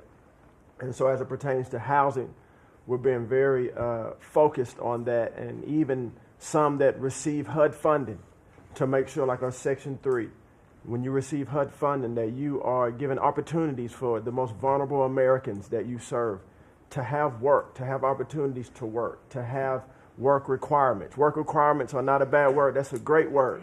Time limits is a great word. To incentivize people, able-bodied, able-minded people to work. And I believe that we are, under your leadership, sir, changing that conversation in America to where working is an honorable thing. And Secretary Wright talked about revitalization. Revitalization means to bring new life. And I believe we're bringing new life to America, Mr. President, through work and through all the jobs that people are doing around this table. And with the One Big Beautiful Bill, the most extensive tax break in American history, opportunity zones are now made permanent. And you know how passionate I am, and you are too, sir, about opportunity zones. And so this will allow us to continue to build affordable housing around our country. And Mr. Vice President, I'm coming your way. I'm coming to Columbus later this week and to see how we can continue to build affordable housing in our country with opportunity zones. And you know, 1 million people, Mr. President, were lifted out of poverty because of opportunity zones.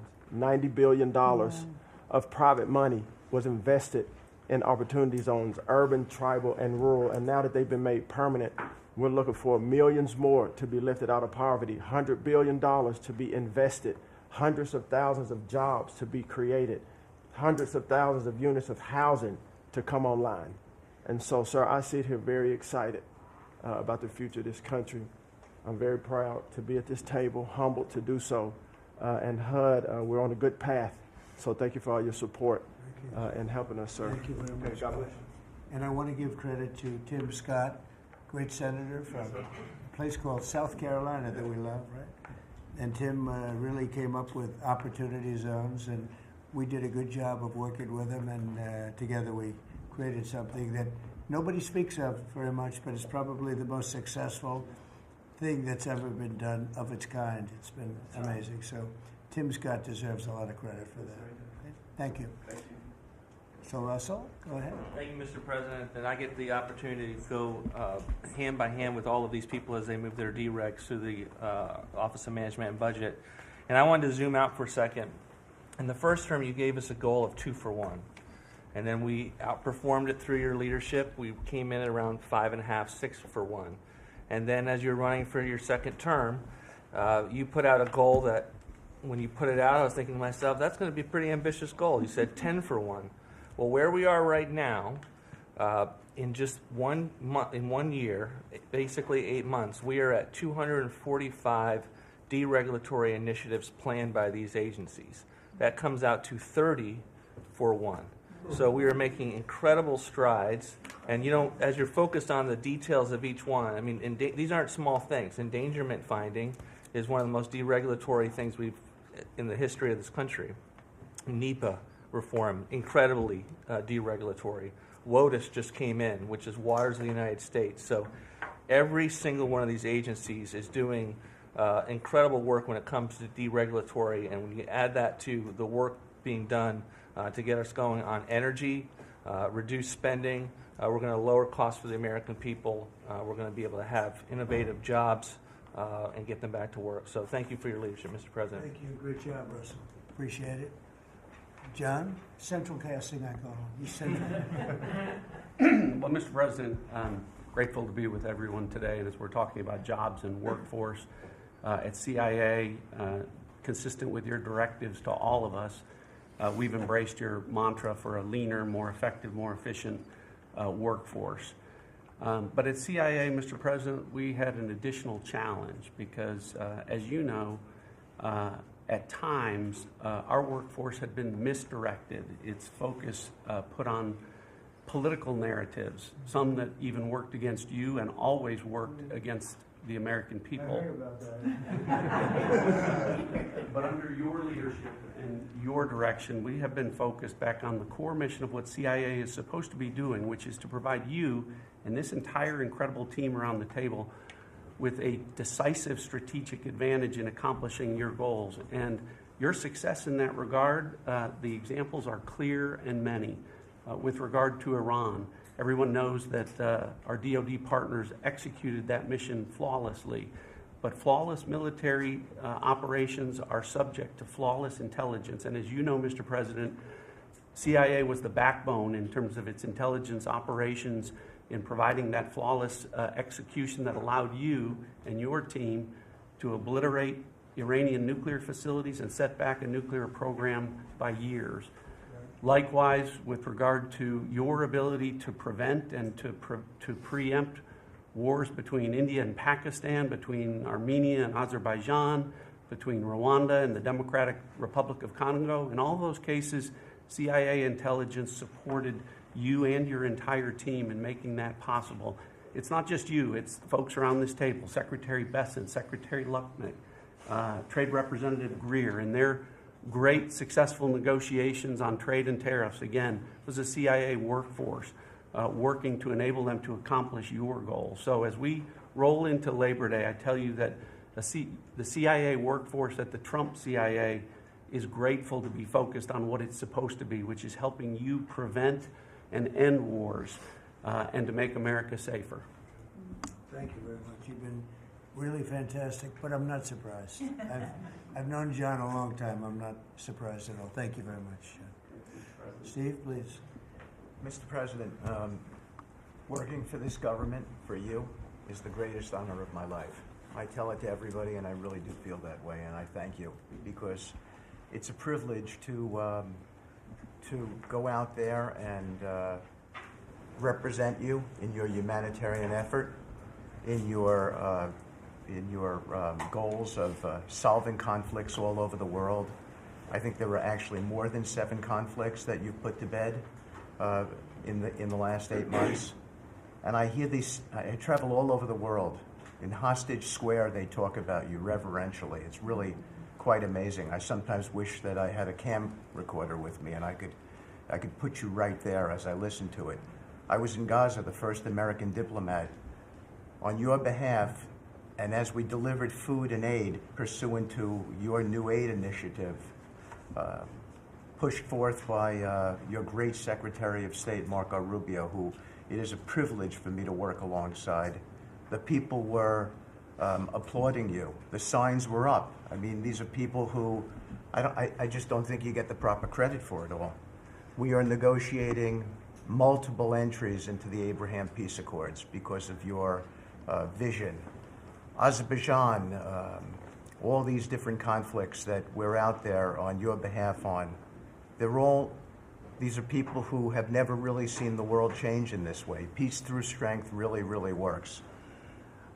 Russia, Ukraine, Iran, Israel, Hamas, we're having meetings all this week on all 3 of those conflicts, and we hope to settle them before the end of this year. Your team is nothing short of incredible. And there's only one thing I wish for, that Nobel Committee finally gets its act together and realizes that you are the single finest candidate since the this Nobel Award was ever talked about to receive that reward. Beyond your success is game-changing out in the world today. And I hope everybody one day wakes up and realizes that.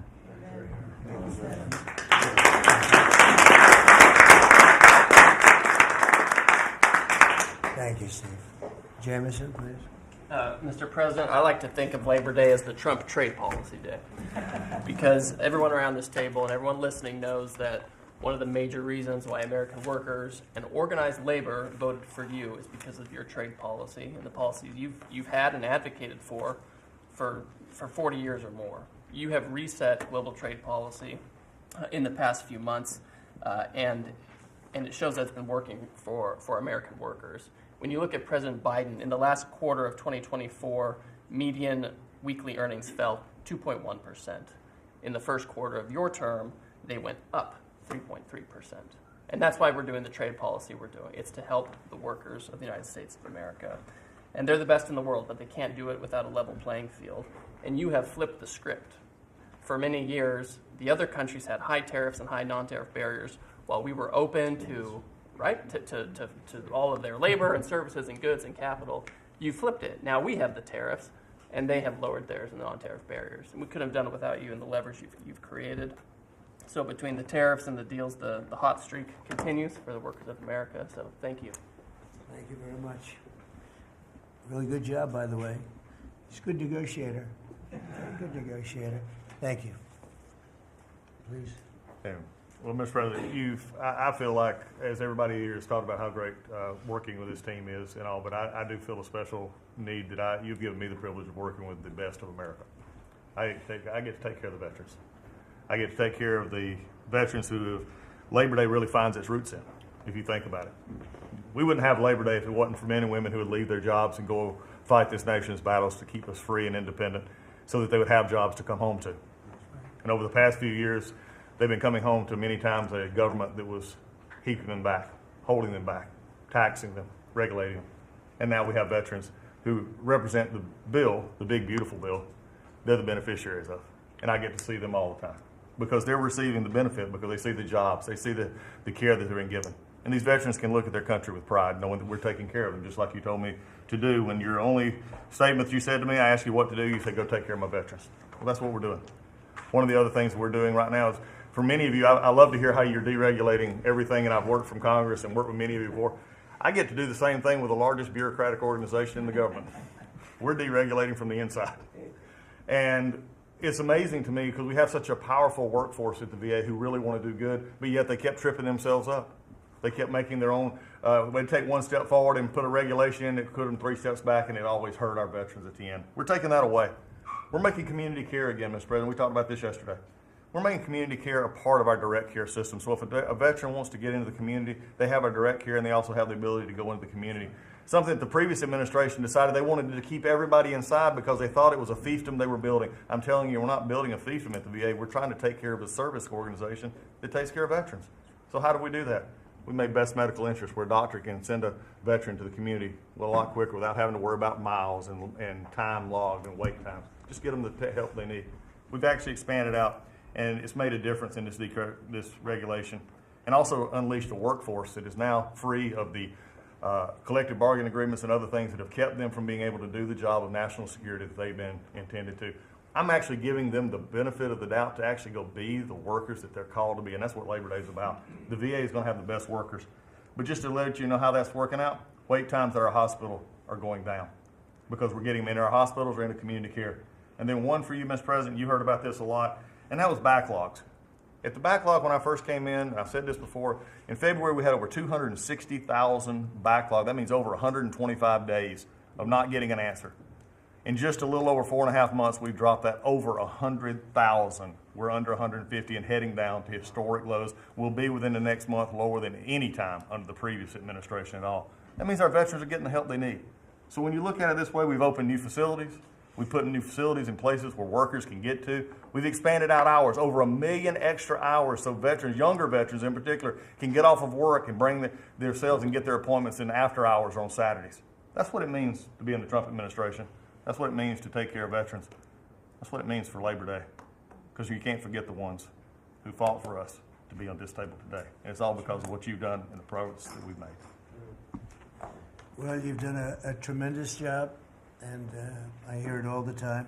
We have a 93% approval rating at the VA now. And you know what it was before? It was like horrible. So thank you very much. Mr. President, there's been some conversation about the Pete and Bobby challenge. I would just note that I don't think Pete or Bobby could hold these sticks for 2.5 hours. Exactly. If they want that to be the challenge, so be it. But I think 50 pull-ups and 100 push-ups might be easy compared to the. You didn't have this problem with Biden. It was in and out very quickly. So kudos on Labor Day to the audio team that's holding the sticks. But Mr. President, it's pretty great to celebrate Labor Day with a builder who loves labor, who loves the men and women who have built this country, the people that sweat, that have great skills, they have grit. They do the dirty jobs of America that have made this country great, and you know them very well because you have worked with them. The great Trump projects have come from the very men and women we're going into this weekend to celebrate. we all want to claim Labor Day in our departments, but I'm going to claim this at DOT because, roads, bridges, pipelines, shipbuilding, rail, passenger, and freight all fall under the great men and women who wear boots and make this country wonderful. And at DOT, we don't want to have the Congress spend money. We want to take the money that Congress gives us and actually deploy it and put these men and women to work building the great projects of this country. That you said, the big, beautiful projects that connect this country. And that's why we have got rid of the DEI. We've got rid of the green.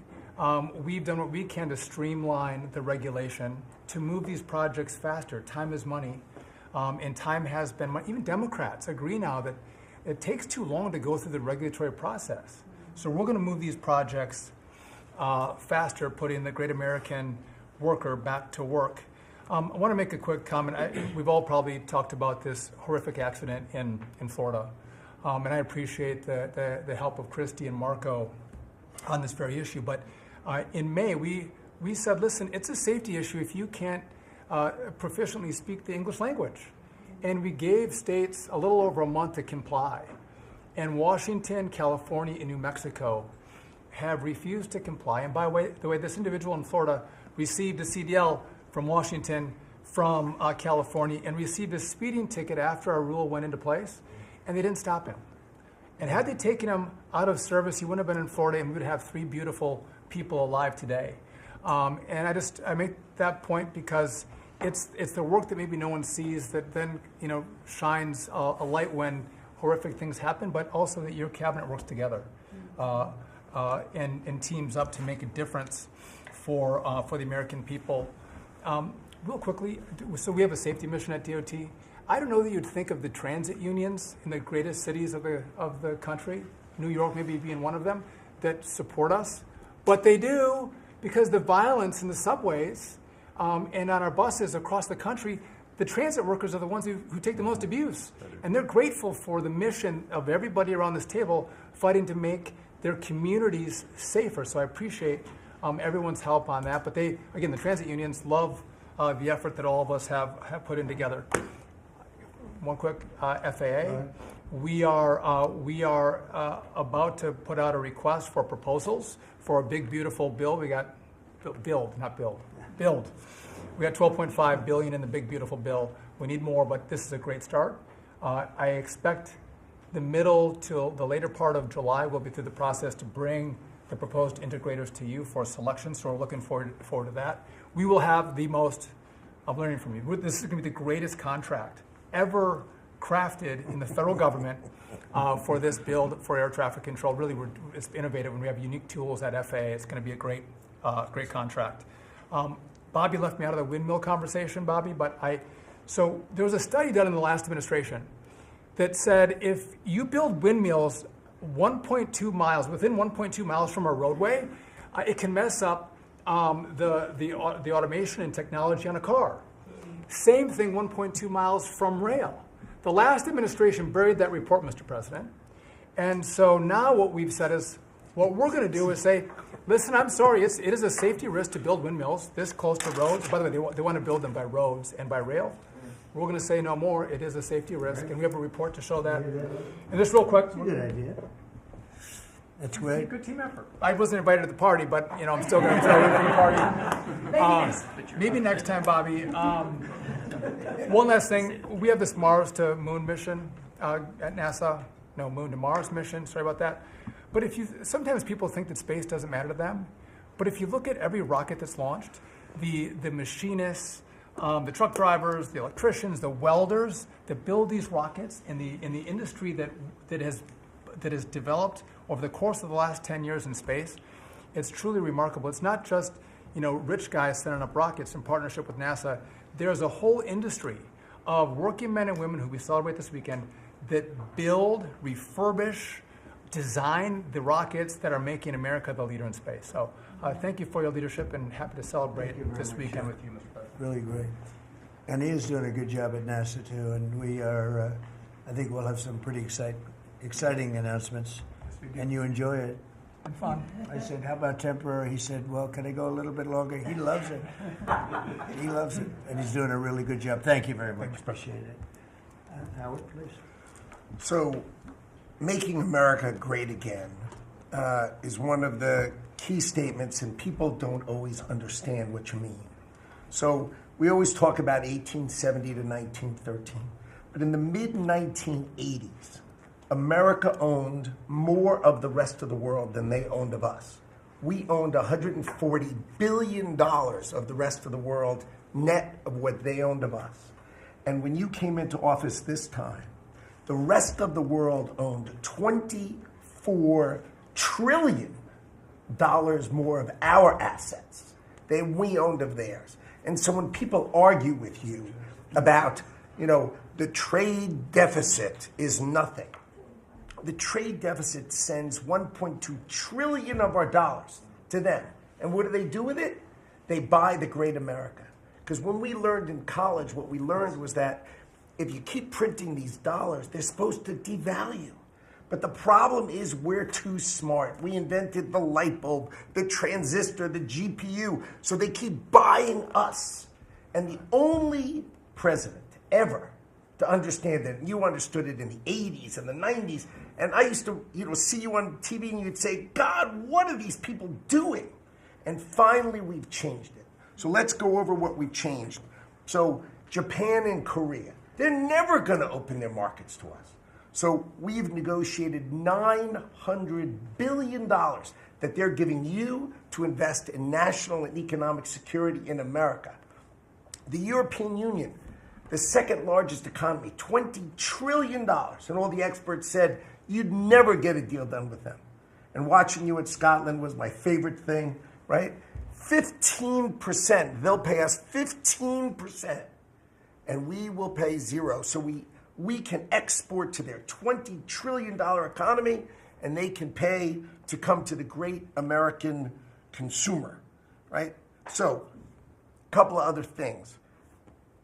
4 days before you took office, the Commerce Department, which had the CHIPS money, they set up this thing called NatCast, which was a make-believe not-for-profit. And they signed contracts to wire them $7.4 billion. This was just nonsense.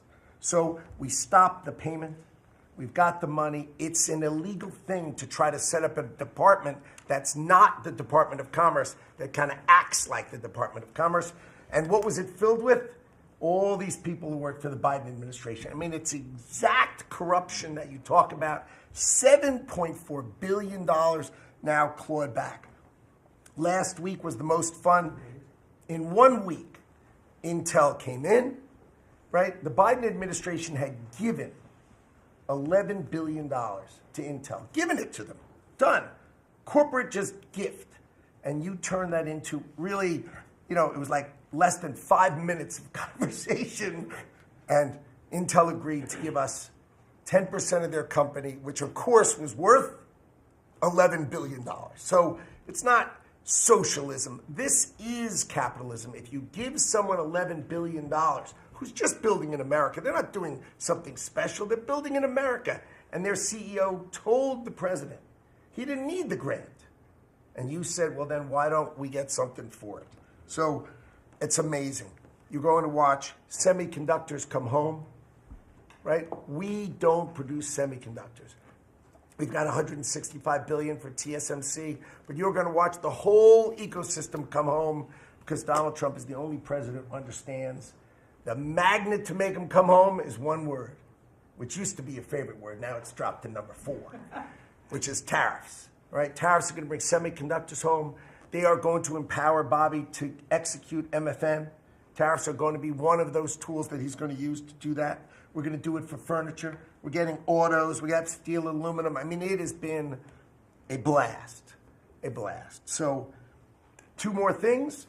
The Department of Commerce is going to start issuing its statistics on the blockchain because you are the crypto president, and we are going to put out GDP on the blockchain so people can use the blockchain for data distribution, and then we're going to make that available to the entire government so all of you can do it. We're just ironing out all the details so we can do it.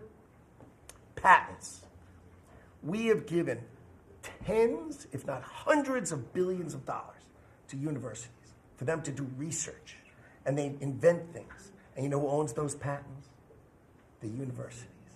So we are going to make a deal with them all, which is if we give them the money, don't you think it's fair that the United States of America and the taxpayers who funded it get a piece of that, right? So we wrote a letter to Harvard, so Linda and I working together. I mean, it's so much fun to work with everybody here. I mean, we just have a blast, you know, because Linda's hitting Harvard and she says, what can we do?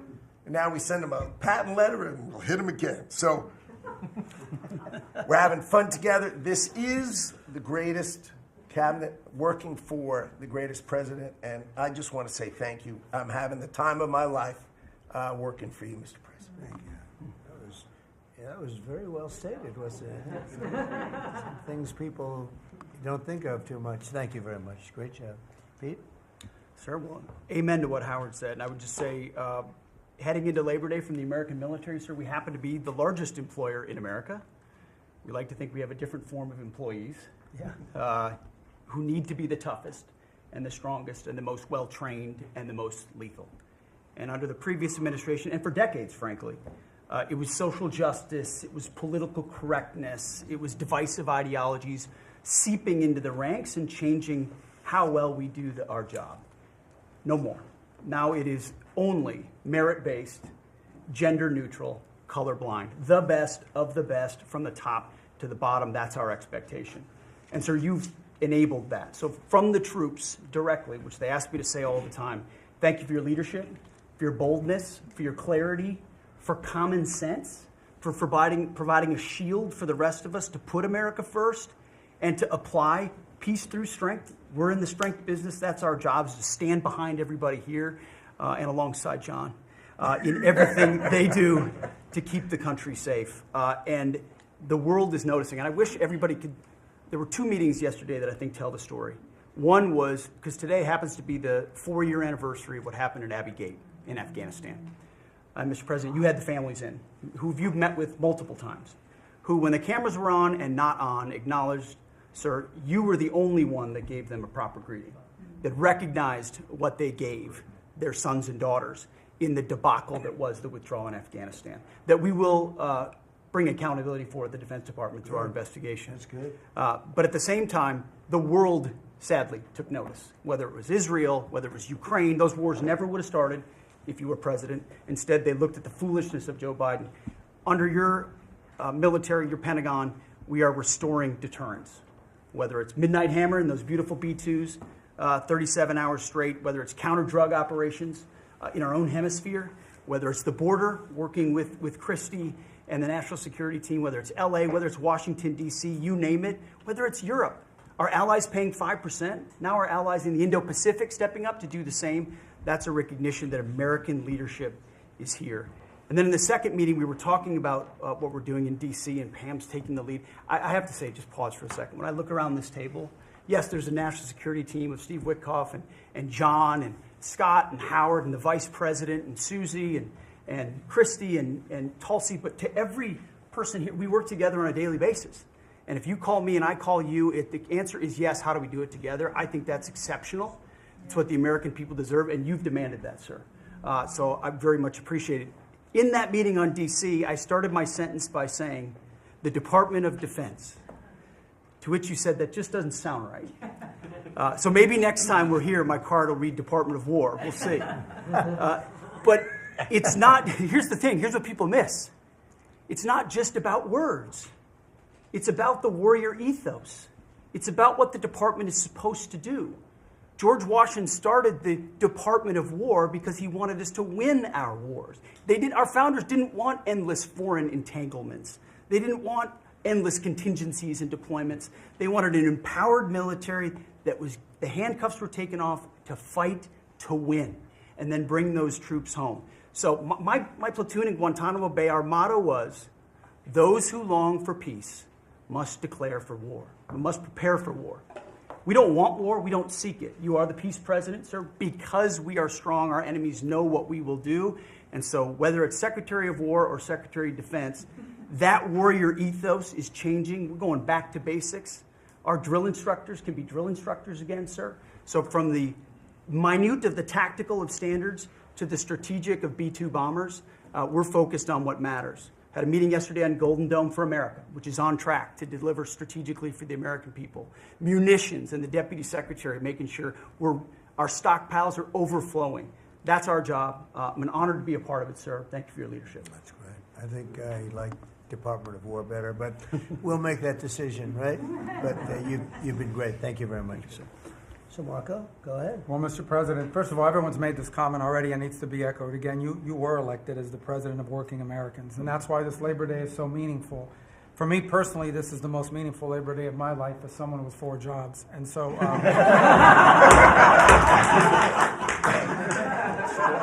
It's true. But on the point of, you made it very clear from the outset, even in foreign policy, everything we did has to be pro-American. It has to make America stronger or safer or more prosperous. And there's just a few things I want to touch to because it involves your team under your leadership making it happen. The first is, for the first time in the modern era, we are truly on offense against organized cartels that are pumping poison, killer poison, into our cities. And that's a team effort. It's Christie's team, it's Pete's team, it's Pam's team, and obviously it's under your leadership. And by the way, we're getting incredible economic international cooperation. Countries just in the last week, Ecuador, Paraguay, Guyana, Trinidad, today Argentina, all joining us or trying to be helpful in advancing this. And this just, one thing is we're going to stop drugs from coming in and we're having record seizures. But another thing is to build an international coalition against the scourge on the international stage. The second is mass migration, illegal mass migration, which is dangerous for the country but harmful for American workers. What's happening on the border is essential. But it's not just what's happening on the border. And again, Christy and her team have been essential in this. We have countries all over the world that are actually helping us, whether it's through safe third country agreements, whether through it's stopping the migration flow from coming here in the first place. Incredible international cooperation. You've redefined our border. It's no longer just our physical border. We are doing things ahead of time to prevent this from happening and getting cooperations from countries that we've never seen before. And last, I would say, and Steve touched upon this, who, by the way, is doing a phenomenal job. Steve is both a great negotiator and he's also a nice guy, which are two tough things to pull off together. But it's incredible. But we both work for the peacemaker in chief. Think about it, how fortunate we are as Americans to have a president who's made peace a priority. And just since the last time we've met, there was a war going on in Cambodia and Thailand. Between Cambodia and Thailand. The president just picks up the phone and tells them to stop fighting, and within 72 hours, the fighting had stopped. There's no other leader in the world that could have done it. And the fact that you were willing to spend time to do that and to make it happen is, of course, essential. And then the war that didn't happen because of Azerbaijan and Armenia coming here to sign that peace deal, which is historic in so many countries. You know how many countries said, it's never going to happen, it isn't possible. And it occurred, Mr. President, because of your leadership. And then on a point of personal privilege, I wasn't even going to raise it. I haven't even talked to you about this. It's a little controversial, but I think I need to bring it up at this time of year. This thing about people getting married on Saturdays during college football season is a scourge, Mr. President. It's dividing families. And I don't know if we can have an executive order on this. It's insane. But it's really difficult. There's 7 other months of the year that people can get married, so I just wanted to say that because it's very, very difficult. Thank you. Fantastic. Thank you very much. Doug, please. Well, Mr. President, you've heard from around the table how people are grateful to have an opportunity to be part of this team, have an opportunity to work for you, and have an opportunity to serve the American people. And I would say as we head into this Labor Day, the thing that really differentiates you and your leadership and everybody around this table is one word, and that's respect. Because this is a group of people that respect our farmers and ranchers. We respect the people that are in law enforcement. That's a huge change. Respecting the people that are in uniform, respecting our veterans, respecting our shrimp fishermen, whoever it is in this country, people that are building our roads. This whole group embodies that sense of respect. And when we start with that, then who benefits? We come up with policies that help those people. And what have you done? You've led an opportunity for us to have the lower taxes, way lower deregulation, record amounts of investment that's coming into this country. We're going to be seeing lower interest rates. All of those things coming together is a gift to the working people. The policies are lifting everybody up. There's 140 million Americans that get up and go every day and drive to work. They commute. And one of the most obscene things of the prior administration was their energy policies was creating a hidden tax on those people. The poorer you were, usually the further you had to drive because you couldn't afford the housing if you were working at a hotel, if you were working in a service industry. We were taxing them. A hidden tax on them was the high cost of energy. You're perhaps one of the only leaders in the world that understood the connection between peace abroad and prosperity at home was directly connected to energy policy. You came in and said, we're going to sell energy to our friends and allies. We're going to bring prosperity at home through policies here by having lower energy prices. And we're going to stop funding wars abroad with energy policies that help their adversaries and hurt us. You said we're going to sell energy to our friends and allies. And with the work that Jameson and Howard and Scott and everyone has done on these trade deals, we're going to have an opportunity to have a renaissance in American energy, selling energy to the world, which is going to help bring peace abroad. But the real key thing, in closing, I want to say is two things. One has to do with the U.S. Park Police. That's the group here in Washington, D.C.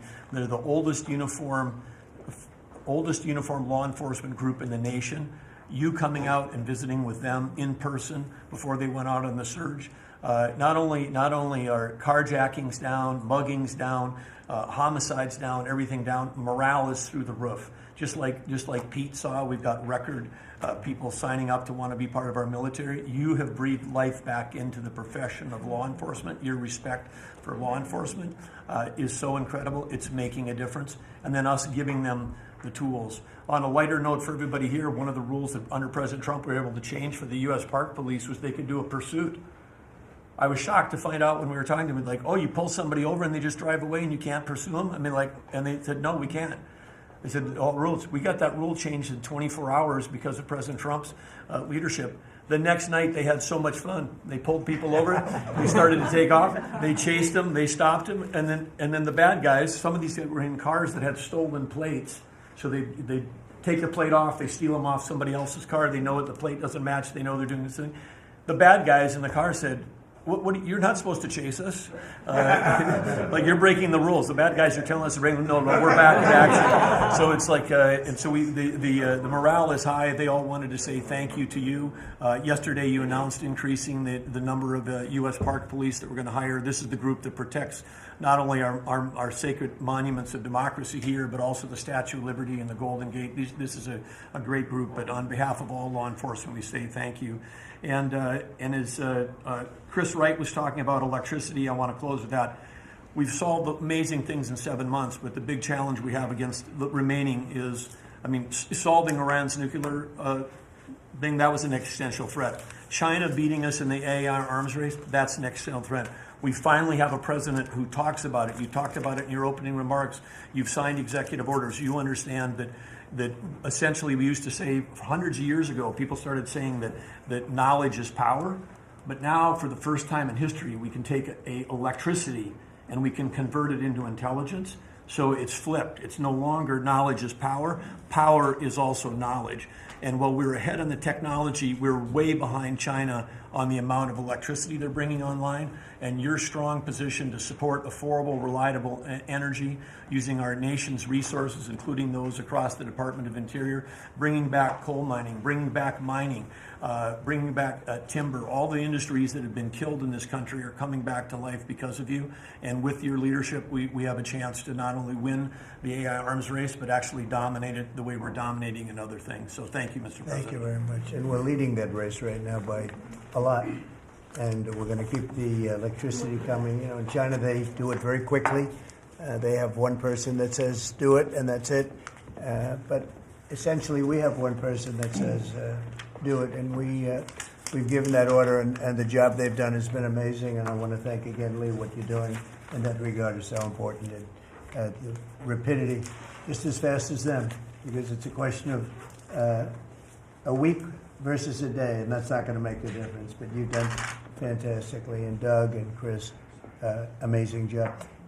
So we've done this for a little while now.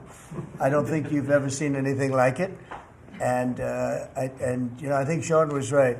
These guys that are holding these up, if you ever try holding your hand out for 2 hours, That's a long time. These are pretty strong characters. You've been doing that a long time, I guess. Congratulations. Are you getting tired? Are you getting tired?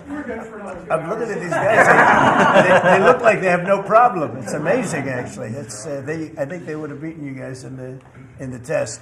So I want to thank you. If you want, it's been a long time. If you want, we could go in and we can call it a day. And feel free then to ask some of the questions here. Look, I believe in very open, we want to be open, above board. We want to be honest with the media. I wish the media was totally honest with us, but I think they're getting better, to be honest with you. And so we'll see. But if you want to take a few questions, you really on a serious note, when it comes to Fed Governor Lisa Cook, her lawyer has said that they're going to be filing a lawsuit challenging this legal action.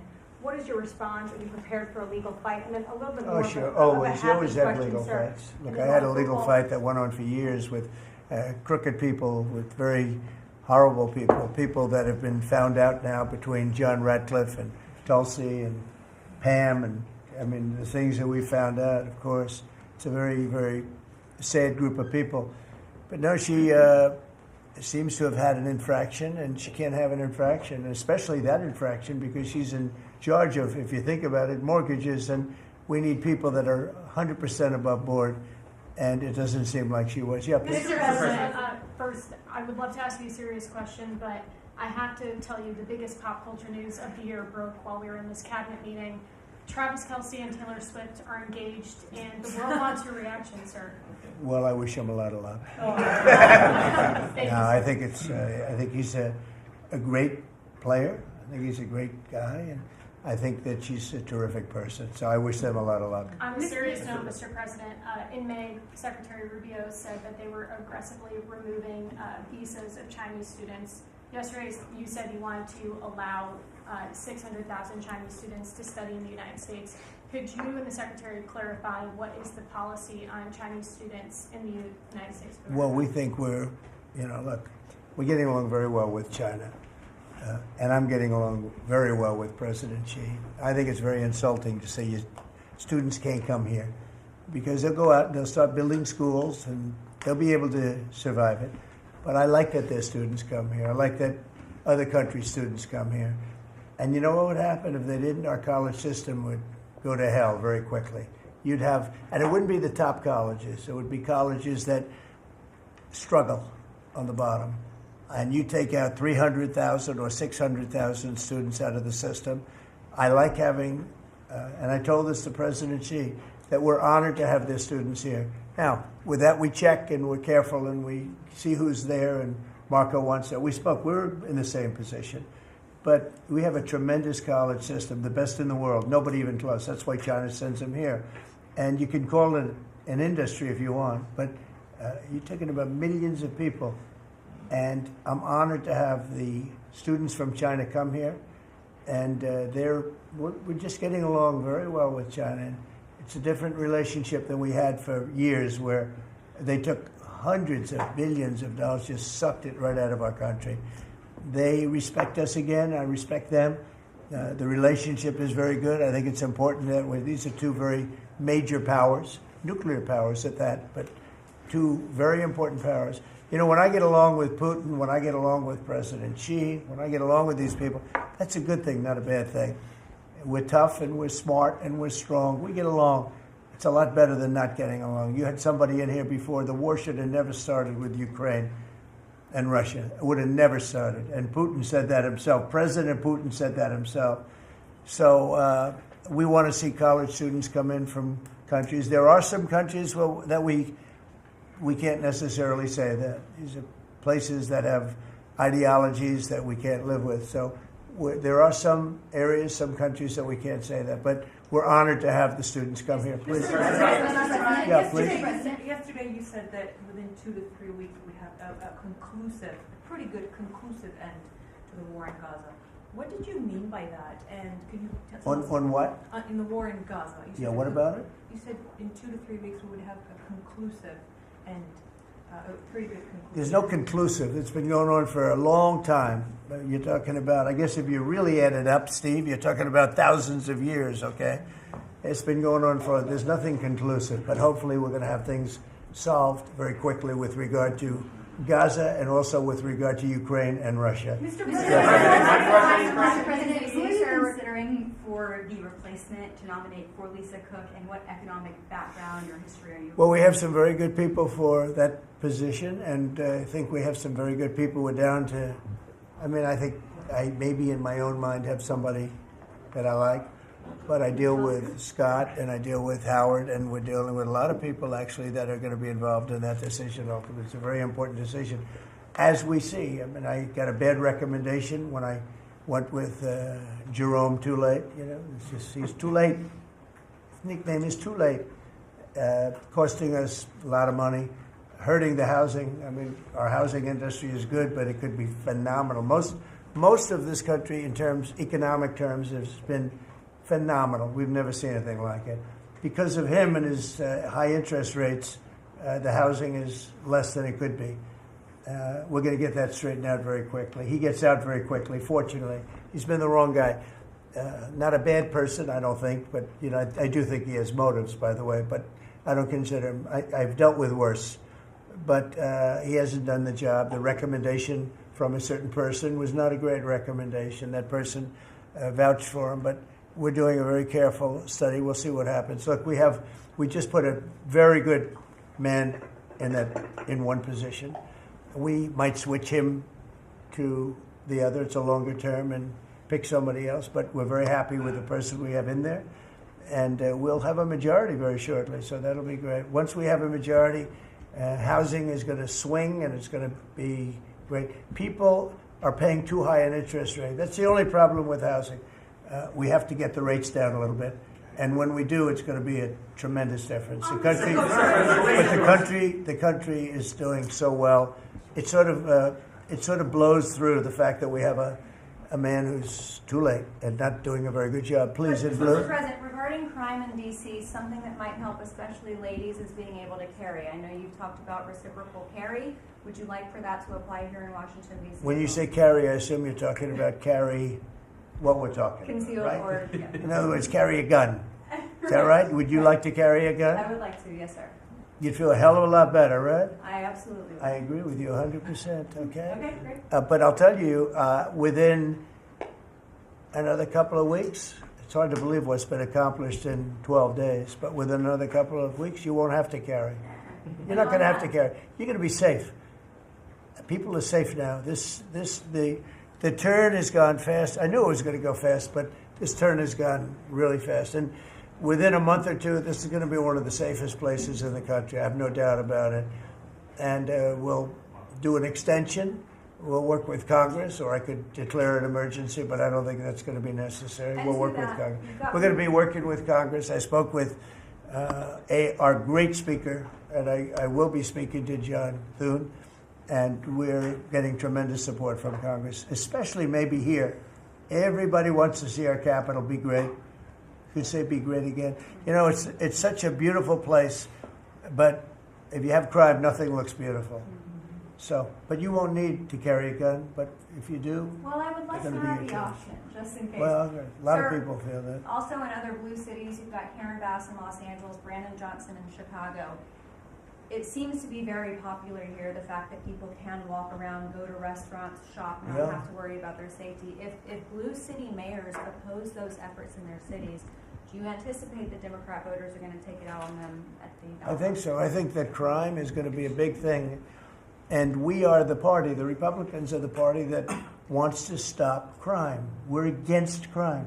The Democrats like crime. I don't know why. I mean, we talk about common sense. I think I got elected on talking about common sense. The border, we have to have a wall. We don't want transgender for everybody. We don't, as I said before, we don't want to have men playing in women's sports. I mean, you see the difference. Weightlifting. Take a look at weightlifting. Take a look at long distance running, where a runner came in 5 hours and 14 minutes ahead of another runner, both champions. One male, one female. It's not fair. It's demeaning to women. It's so bad. But they have another one, and I think this is the beauty of them all. Crime. They're against crime prevention. You can't do that. You can't do that. And I think to myself, I say, is there some game? You know, they're smart people. Is there anybody that could cheat like that in elections is smart, okay? And there's never been in history anybody that could cheat like that. They're smart. They're brilliant in many ways. I say, is there some trick to this? When they say, Trump is in Washington, D.C., stopping crime. He's a dictator. And people are being mugged like your brilliant associate here. I don't know how you're alive. I mean, based on that story, you got very lucky. He didn't just go, all he had to do is this, right? And, it's pretty amazing. So we have something. I think we have two things. I think what Bobby was talking about with respect to drug prices is unbeatable. Nobody else could have done it but us. And I think that crime will be the big subject of the midterms and will be the big subject of the next election. Think of it. They are, instead of saying, Trump's right about crime, it's really bad in Chicago. You have a guy in Illinois, the governor of Illinois, saying that crime has been much better in Chicago recently, and Trump is a dictator. And most people say, if you call him a dictator, if he stops crime, he can be whatever he wants. I'm not a dictator, by the way, but he can be whatever he wants. I think it's going to be a big subject for the midterms, and I think the Republicans are going to do really well. They called it a trap. This Democrat consultant, they said, he's put him in a trap again, because these are all traps. 80-20, but they're not 80-20. They're almost 100-0, all these issues. But I would say that crime is stronger than men playing in women's sports. I think it's stronger than transgender for everybody. It's transgender for everybody, according to them. It's stronger. Of course, this is the cause of it, open borders. Open borders gave us a lot of this crime. So they're sort of on an equal footing, I guess. But crime is going to be a very big subject. And you know what he should do if he was smart? Illinois or New York, if they want, or Gavin Newsom, they should call me and they should say, we've got a problem. We could solve with this team, different players, but work the same way, because you'd leave them here. You don't want to take them out and let it go to hell. Everybody's so happy and I bet you walked over here today and you had no fear. Nobody has any fear anymore. For the last 12 days. But it would be so smart. Gavin Newsom called me up, say, you know what, we have a big problem. We have the Olympics coming up. We want to do well. We have tremendous problems on crime and other things, and would love some help. Chicago in particular, maybe right now. I mean, it's a disaster. It's a disaster. We could solve their problem it's bigger than this, let's say 2 months. Okay, working with their police. I know their police very well. I have a big project in Chicago. I was so proud of it. It's the best site in Chicago. I got it. Nobody else got it. I was happy as hell. That was when I was a real estate guy, and I got it. The Sun Times site, they call it. And I built a building. It's a great building. And I'm so embarrassed when I see the kind of crime stats coming out there. So embarrassed. And if I were a governor, a Democrat governor, or mayor, or anybody having to do, I'd call up President Trump. I'd say, President Trump, we need your help. We saw what you've done in D.C. in a period of 12 days. This is 12 days. We haven't even started. This is going to be so safe. It's going to be the safest place on earth. And we'll do the same thing in Chicago. But I'd like to be asked, as opposed to just going in and doing it. Because, when you go in and do it, then they start screaming, oh, he shouldn't be here. We don't need him. We're doing so well. And then the better we do, they take credit for it. So it's really pretty unfair. Mr. President, yes, on crime, for a lot of victims like myself, a big concern is long-term sustainability. Can you share with the American public about your plan in ensuring that DC is safe in the long term? Longer term, yeah. Well, it's a great question. Number one, we want to stay there for longer than 30 days, as you know. We have an absolute mandate, and I can extend it, but I'd rather not have to declare a national emergency, because by that time, right now there's not an emergency. We've done, as you sort of said yourself, it feels like a different world. We've got under arrest and prosecution, and we've taken some, and we're in the process of taking hundreds out of our country that shouldn't be here. And these are hardcore professional criminals. They were born to be criminals, in my opinion, but they're seriously bad people. Murderers, drug dealers, you know them all. You see them all as you walk beautifully to work, and every once in a while somebody puts a gun to your head, because that's what happened in your case. We're getting a lot of them out of the country. We're putting a lot of them in prison because we're afraid to bring them out of the country. They could come back. You know, as good as we're doing, they could come back. We don't want them back. And that's going to solve a lot of it. We also think there should be a presence here for long enough. We should also work with our police department, because you have very good police here. Very good. We're working very well with them, by the way. And we have to work together for a while. We have some people that are very tough and very strong working with the police. They're going to be able to handle it. And you know what? If it gets a little bit bad, a little bit, just a little bit, I'll bring them back in and we'll straighten it out and we'll make it perfect. You're going to be so safe in the city. And you're going to have the city beautified. We're going to be giving out, we're working with Clark, as you know, construction. They're the biggest. They're working with me also. We're building a beautiful ballroom for the White House. They've been after it for 150 years, employs a lot of people. It's going to be as beautiful a ballroom as has ever been built. And Clark is the big builder in this city. They've done, I guess, a majority of the good work, the big work.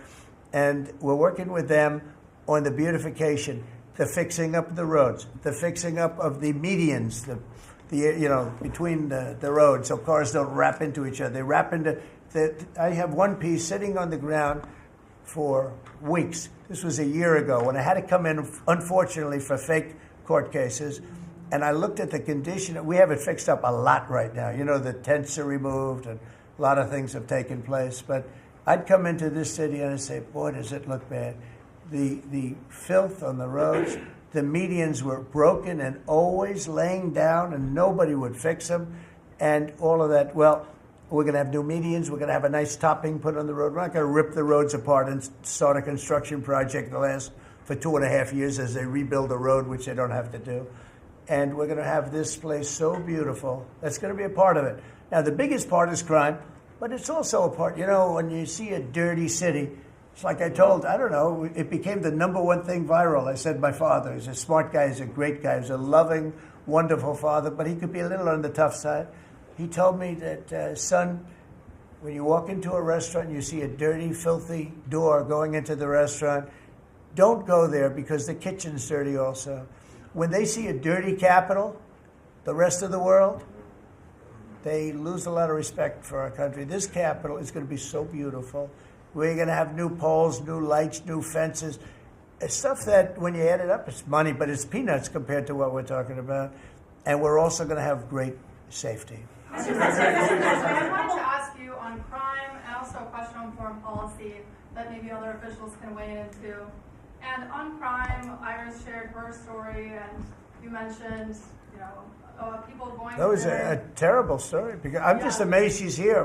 When the gun is when the gun is put to the head. Did they ever capture these people, by the way? I kept calling, but I haven't heard back about this guy. It'd be really great if you could maybe give the information.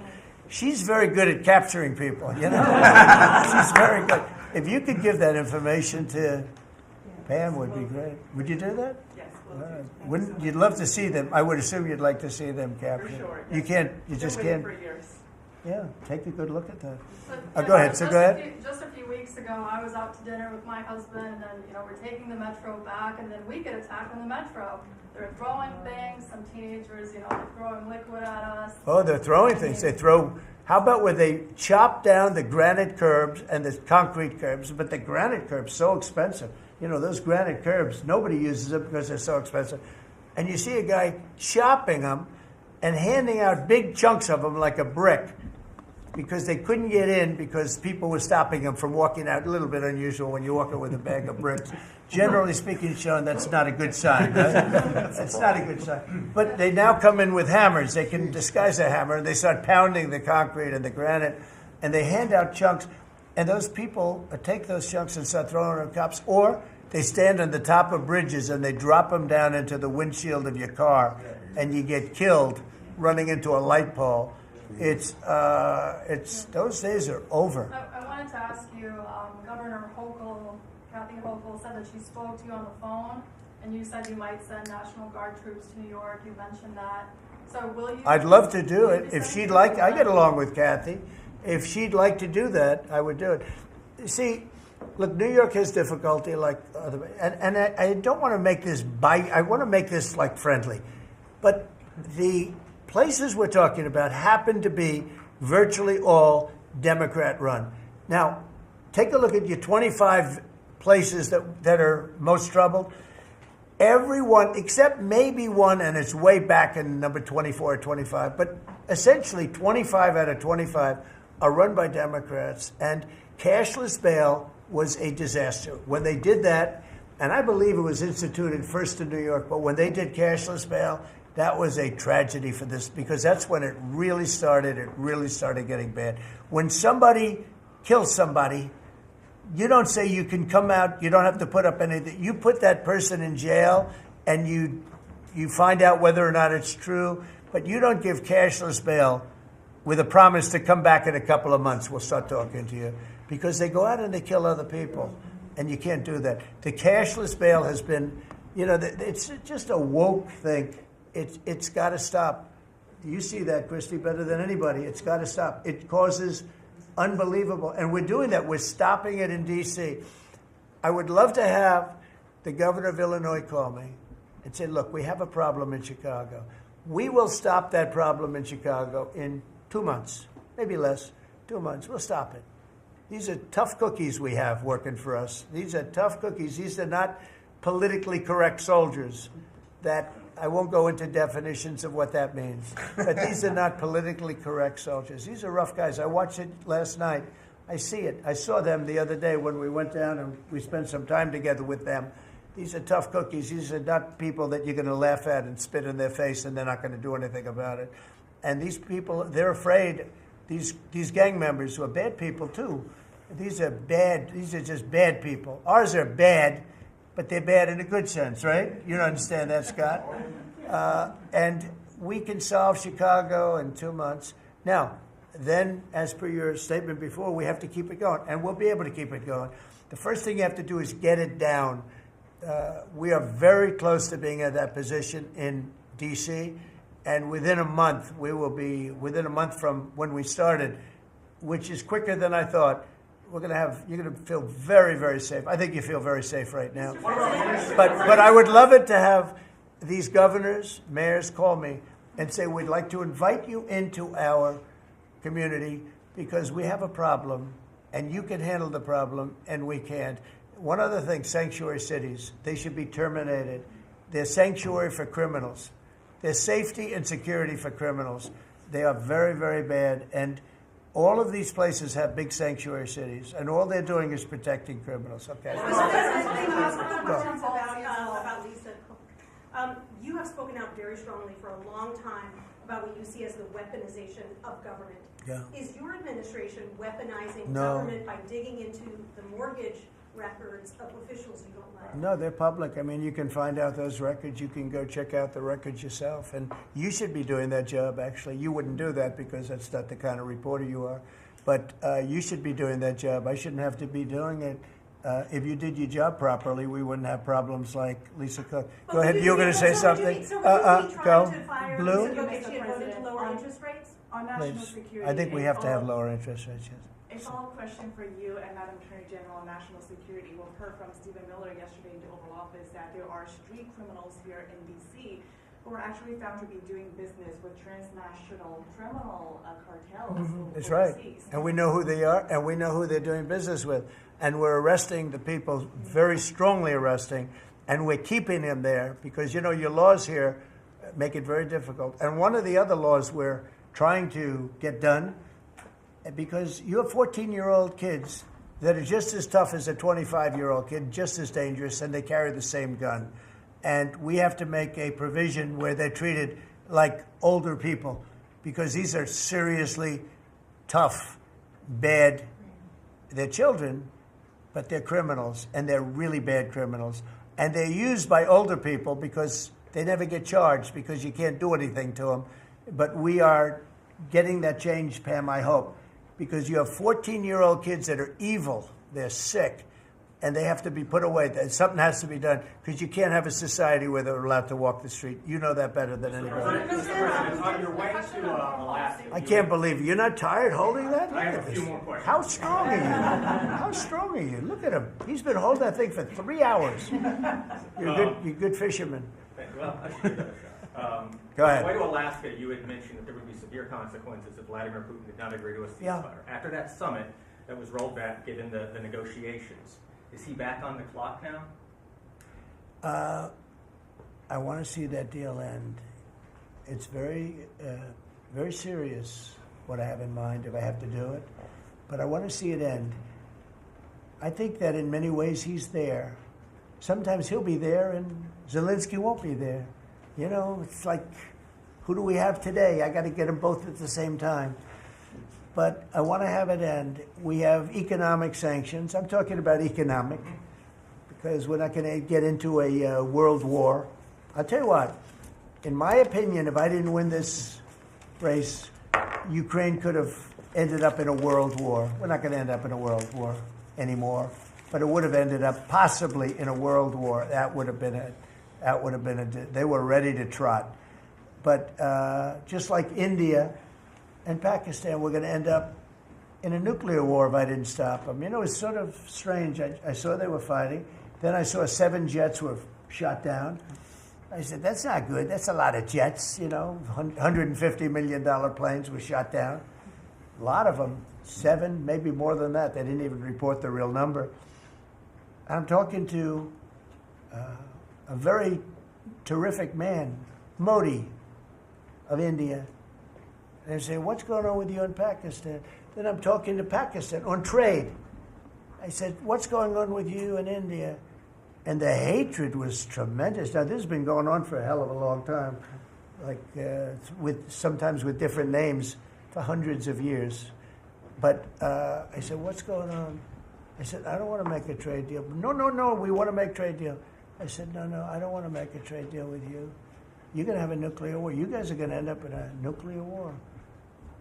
And that was very important to them. I said, call me back tomorrow, but we're not going to do any deals with you, or we're going to put tariffs on you that are so high. You were there, Howard, right? Yeah. You're going to put tariffs on you that was so high, I don't give a damn. Your head's going to spin. You're not going to end up in a war. Within about 5 hours, it was done. It was done. Now, maybe it starts again. I don't know. I don't think so, but I'll stop it if it does. We can't let these things happen. The Russia-Ukraine situation, last week, 7,012 soldiers, 7,012 soldiers died. They were Russian, they were Ukrainian, they weren't American, so a lot of people would say, what do you care? They're not American. I care. They're 12,000, over the last couple of weeks, over 12,000 people died in like in 2 weeks. You know, we're talking about crime where somebody's killed here or somebody. Think of it. You have your son leaving Russia, leaving Ukraine, their little house, wherever they live with their parents. They're waving goodbye, just like our parents would wave goodbye. And they're waving goodbye, son. And then a week later, his head's blown off in a stupid war by a drone, a whole new form of military problem.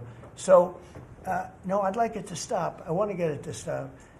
And it will not be a world war, but it will be an economic war. And an economic war is going to be bad. And it's going to be bad for Russia, and I don't want that. Now, I have to also see, because not everybody, you know, Zelensky's not exactly innocent either, okay? You know, it takes 2 people to tango. And I say it all the time.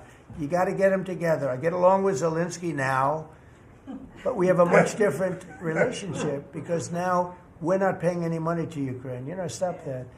We're paying money to ourselves. What's happening is NATO is buying all of the equipment and paying in full. But even with that, forget about that. I want to get it stopped because it's a lot of lives that are being lost. Every week it's 7,000, 5,000, 6,000. I get the reports, and I see battlefields. I'd rather not see them. And you know, you read about Gettysburg. You read about Gettysburg, and you see, you know, those 600,000 people. But in that war in particular was really bad, like 150,000 or something, just dead body. I'm seeing the same. I see pictures. I see satellite pictures of heads over here, arms over here, legs over here. And this is like a modern age. It's no different than the worst wars that I've ever seen. And if I can stop it because I have a certain power or a certain relationship, I had a very good relationship with President Putin. Very, very good. That's a positive thing again. And I think I'm probably the only, Steve Witkoff would tell you I'm the only one that can solve it. I don't know. He's told me that a few times, unless he was saying that just to build up my ego, but it's not really. I have no ego when it comes to this stuff. I just want to see it stop. Thousands of young people, mostly young people, are dying every single week. If I can save that by doing sanctions or by just being me, or by using a very strong tariff system that's very costly to Russia or Ukraine or whoever we have, But I stopped 7 wars, and 3 of those wars were going on for more than 30 years. If you look at Congo, if you look at just look at any of them, almost all of them were going on for an extended period of time. Now, interestingly, one had just started. It was 2 days old, and you know that one. And we did that one when we were in Scotland negotiating. It was 2 days up, but there were 2,000 dead bodies laying on the border, and I got that one stopped too. And I'm very honored by that, but the one that I thought would be the easiest is turning out to be the hardest. That's President Putin and President Zelensky, but I think I'll get it done. Why do you think that is harder than the five for you? You never know. It's war. Can you stop the family? With war, you never know, right? War's very tricky, very horrible, but with war, you never know. Things change. People go into war, think they're going to win the war, and then they get their asses kicked, and they lose their country, and they lose millions of lives. Nobody goes into a war thinking they're going to lose. They go in. I'm sure that Ukraine thought they were going to win. It's going to be, we're going to win. You're going to beat somebody that's 15 times your size. Biden shouldn't have let that happen. Biden shouldn't have. The man was grossly incompetent. He should have never been there. That would have never happened. But you don't go into a war that's 15 times your size. Say it. The Fed just put out a statement saying that Lisa Cook has indicated through a personal attorney that she'll promptly challenge this action in court, seek a judicial decision that would confirm her ability to continue. That's all right, whatever it it is. says the Fed will abide by any court decision. Thank you very much for reading abide that. by a court decision. I abide by the court, yeah. I abide by the court. Yes, please. That's enough. That's enough. Mr. Go ahead. President, what other companies are you thinking about taking stake in? Well, we didn't take a stake in the sense that it was reported. Everyone said, I bought a stake in Intel. No, I got it for free. I said I was with is that correct statement? Howard was there. Absolutely correct. Scott knew all about it. They came in, a man was charged with something by a very good person, Senator Cotton, made some statements about the gentleman that was running Intel. When he came in, and I said some rough things about him, I said, I'm not happy with it, and they called, and he was very devastated at what I said. I said he should immediately resign. And he came to see me, and I was very impressed by him, actually. And he made a mistake, or factors happened where something like this could have taken place. In the meantime, his board was staying by him. And I said to him, and it took about, I would say, less than 45 seconds. I said, you know what you should do if you're smart? Give the United States of America 10% of your company. And he looked at me and he said, I'll do that. I said, I just made $11 billion for the United States. And we made the deal. I didn't pay, we didn't write a check. Now, I guess Biden, with his stupid CHIPS Act, handed money to all these people that didn't need any money. Exactly. It didn't do anything. They're giving billions of dollars to everybody. They all have so much money, and they have more money. But there's no commitment that you had to build. They just took all this money. It's the stupidest thing I've ever seen. See, with tariffs, they have to come in. Because if they don't come in, they can't sell into our country. So it's power. And you don't have to give up any money. But I said to him very simply, I'm glad we're straightening this out, because everyone thinks I bought in. No. I said, it would be great. We'd be a great partner for you. And I want to see Intel do well. Intel was a great company. And it can be a great company again. But I said, I think it would be good if we own 10% of your company. He said, I'll make that deal. And it happens to be worth $11 billion. So we made $11 billion for the country. And then I was criticized by some of the fake news media. That's not the American way. Actually, it is the American way. Now, if I can help other countries or do those deals with others, I would do that. I think it's great. It's good. Builds up our balance sheet. Let me tell you, our country is becoming very rich again. You don't see it.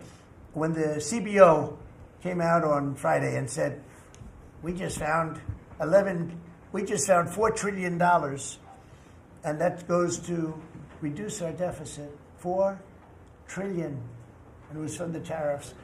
Our country is becoming very, very rich again. I hope you get used to it. You know, you're going to have to get used to it. In addition to reducing the deficit, any update on your previous talking about potentially giving Americans a tariff rebate check? Well, we have a lot of money coming in, rebate check for the Americans, and it's coming in at tremendous numbers. Don't forget, I would say, Scott, we probably are talking about right now 50%, maybe even less than that. With all the money you're hearing is coming in, you're talking about, a lot of it hasn't kicked in yet.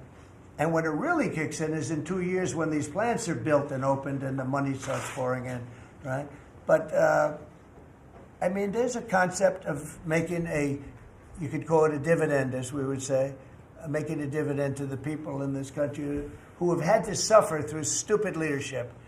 And they paid a lot of taxes, and they got nothing for it. Or they got attacked like you were, okay, for it. No, there's a possibility. Primarily, we want to pay down debt, but there's a possibility that we take a piece of it and make a dividend to the people. Mr. President, I have a question for Steve Witkoff, if I may. Yeah. This past weekend, Sergei Lavrov was saying that Putin will not sign a peace deal with Zelensky because Russia views him as illegitimate. Just wondering if the Russians have been relaying this to your team, if they view Zelensky, as the leader worth signing a peace deal with, if they will. Doesn't matter what they say. Steve can answer, but I can answer too. Doesn't matter what they say. Everybody's posturing. It's all bullshit, okay? Everybody's posturing. Steve, do you have a different answer? I agree with you, sir. In this city, there are 500 people short on the police departmental police. In New York City, it's 3,000. In Chicago, it's 1,300. Would they have had to bring in troops from the National Guard if the police departments in this country were fully staffed? Defund the police. How bad did that turn out for America? It's an interesting question. I was surprised when I heard how many police were here. It's not a really big area. And I think they said they're down to 3,200 police or something like that. I said, that's a lot of police. And I was a little bit surprised because to me that's a big force. And it's not a big area, but it is what it is. There's a lot of crime. Don't forget, you have a lot of police that weren't allowed to do their job. When I came in, as you remember, we made tremendous strides in a little conflict that we had going at the time because I allowed our military to make the decision. I said, you can make any decision you want. I gave it to the colonels in the field. I gave it to the captains in the field. You remember that where everything went through Biden, meaning one of the people, and everything went through Obama before him. Everything went through. They had to make the decision as to whether or not to attack the Taliban. So they'd find 30 people together. They'd call up Washington, and they'd go to a political hack who knew nothing about it. My first night, I got that same call. They called me, and they said, I got a call at 3 o'clock in the morning because I listened to their system, and they were calling me, and they were asking me whether or not they could attack a group of people having to do with what war I'm talking about. And I said, I know nothing about this. Wait a minute. And then I said, who is he? Let me speak to the people calling. They're calling from Afghanistan. And I said, let me speak to the people. I want to speak to them. And it was a colonel. I said, where did you go to school, Colonel? I went to West Point, sir. Were you a good student? I was, sir. I was a very good student. So you're calling the White House to ask for permission to attack, and by the time you get the answer, how long does it take? Sometimes 2 or 3 weeks. So by the time you get the answer, the people that you want to attack have already left, right? He said, how did you know that, sir? I said, let me ask you, so you're a good student, you went to West Point, and you love the military, right? Yeah. You make the decision. And I gave all those guys that went to all these great schools, and they're all military people, I gave them the right to make their own decision, and we kicked ISIS's ass. Don't forget, ISIS was supposed to be, was supposed to take 5 years to terminate him, and we had a man named Raisin Kane, who happens to have done the whole thing in Iran. He's a great general, and he's a wonderful guy too, believe it or not, but he's a great soldier. We let them do their work, and we defeated ISIS. We defeated everybody. Every fight that we had militarily that I had, I won. And I let these great soldiers do some make a mistake, I guess. But like this colonel, I'll never forget it. Where did you go to school? I went to West Point, sir. I did ask him a question. I like good students as opposed to bad students. He said, I was a good student, sir. And I said, you do what's necessary. And, you know, I don't want to sound overly vicious, but he wiped out the entire group of very bad people that want to kill us. So you have to let them do their job. In Washington, they're not allowed to do their job, okay? They're not allowed. You have great police. You have great police, but they're not allowed. Hello. Go ahead. On Congress, Mr. President, would you be open to a year-long continuing resolution? I'm always open to whatever is necessary. Here's the problem in Congress. You have Democrats that will never vote for anything. I could say that we're going to lower your taxes by 50%. We're going to guarantee you free cities, safe cities. Nobody will ever get touched, molested, beat up, shot in the head. We're going to give you the greatest country ever. We need your vote. And they won't vote. And they do it in unison. The only thing they do good is cheat on elections and unite. You know why they unite? Not because they're good or they're loyal people. They unite because they're afraid. They're afraid of the radical left. And you can't get their vote. So we have a vote coming up at the end of September.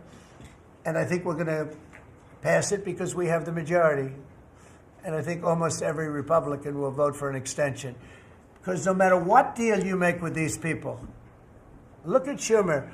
He made a deal a year and a half ago. And after making the deal, he's been almost run out of the party. He's not the same man.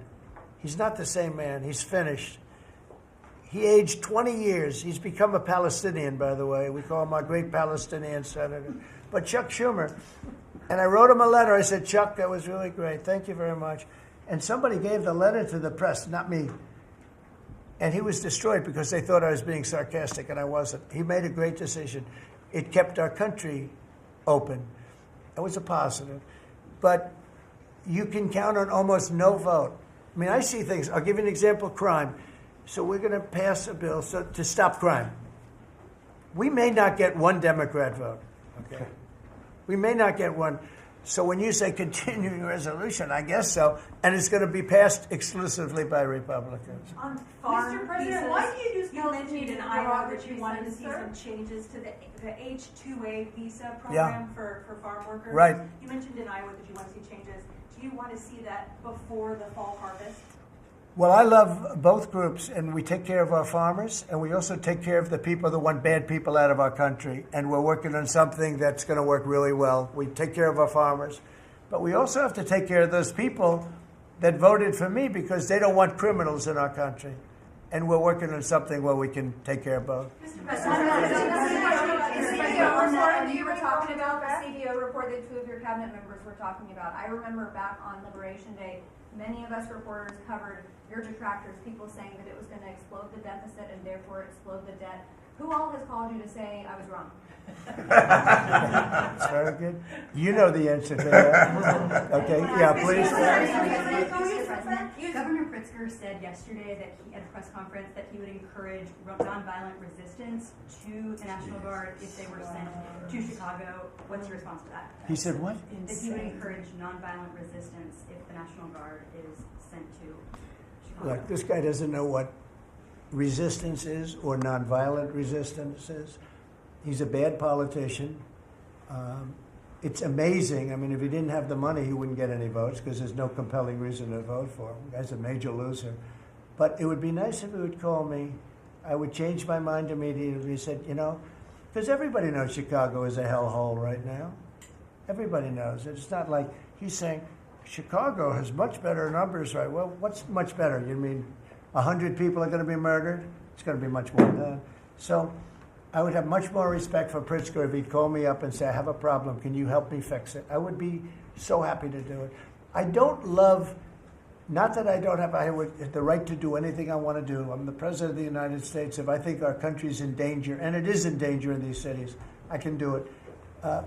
No problem going in and solving, his difficulties. But it would be nice if they'd call and they'd say, would you do it? And we do it in conjunction. Now, we work very well with the police because we naturally get along with the police. So the police and us work really well together, whether the mayor is opposed or whether, you have a really rotten mayor there, too. He's got a 6% approval rating in Chicago. And I see black women wearing a red MAGA hat last night on television. Please let the president come in. My son was attacked. You have a force of black women. They're like only Trump. They want Trump to come in. And you see them, they're all over the place in Chicago because they're afraid to go out and they don't want their son or their daughter killed, just like your parents didn't want you killed. And we have a tremendous, look, it's not about winning elections because we want to have nice, fair elections. It's not politics. We want to see a safe country. You have people that want to see a safe country, and they're great people. You have great people in Chicago. The mayor is at 6% approval.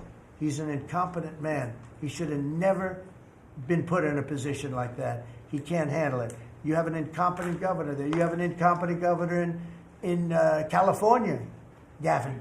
I know him very well. He's incompetent. He's a nice guy, looks good. Hi, everybody. How you doing? He's got some strange hand action going. I don't know what the hell his problem is. It's a little weird, to be honest. There's a little something shaky going on there. But, all he has to do is call me and say, we have the Olympics coming up. We want to make it really good and safe. And I'll put some really good, great American patriots in there, and you won't have any problems. Don't forget, it's loaded up with some stone-cold killers, some really bad people, some people that were just born to be bad. They're criminals, bad criminals, dangerous. And we can solve the problem for them very quickly. Okay, you know what I think? I think this. You have not had this happen for 4 years. You sat and you'd ask one question to Biden, and it was always the ice cream question, right? What flavor ice cream do you like best? I like vanilla. And that was the end of the conference. I think now we've done enough. These people are very busy. I want to just thank, this is the greatest, this has never been done before. First of all, a cabinet meeting was sacred. You'd never let the fake news media in. But the fake news media isn't all fake. A lot of it is, but it's not all. I think it's a great thing. I think maybe it's going to be done in the future. I hope it's going to be done. But you really get the word out. We had, each one of these people spoke. I think each one, if I thought one of them did badly, I would call that person out. I would say, Christy, what the heck are you doing? Please don't say that. No, seriously, you have a very talented group of people. They get along, they work along together. And there's something really nice about just, the openness of what we're doing. It's government. It's an open government. That's what we are.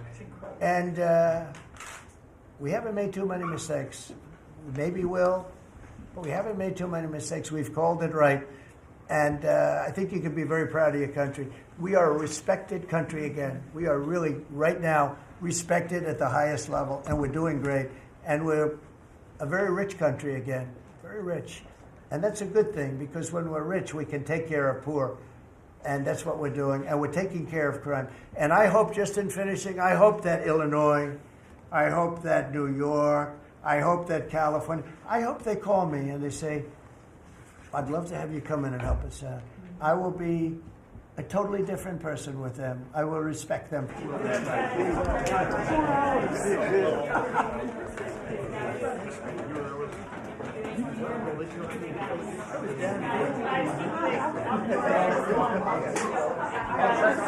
I'm not even. Thank you.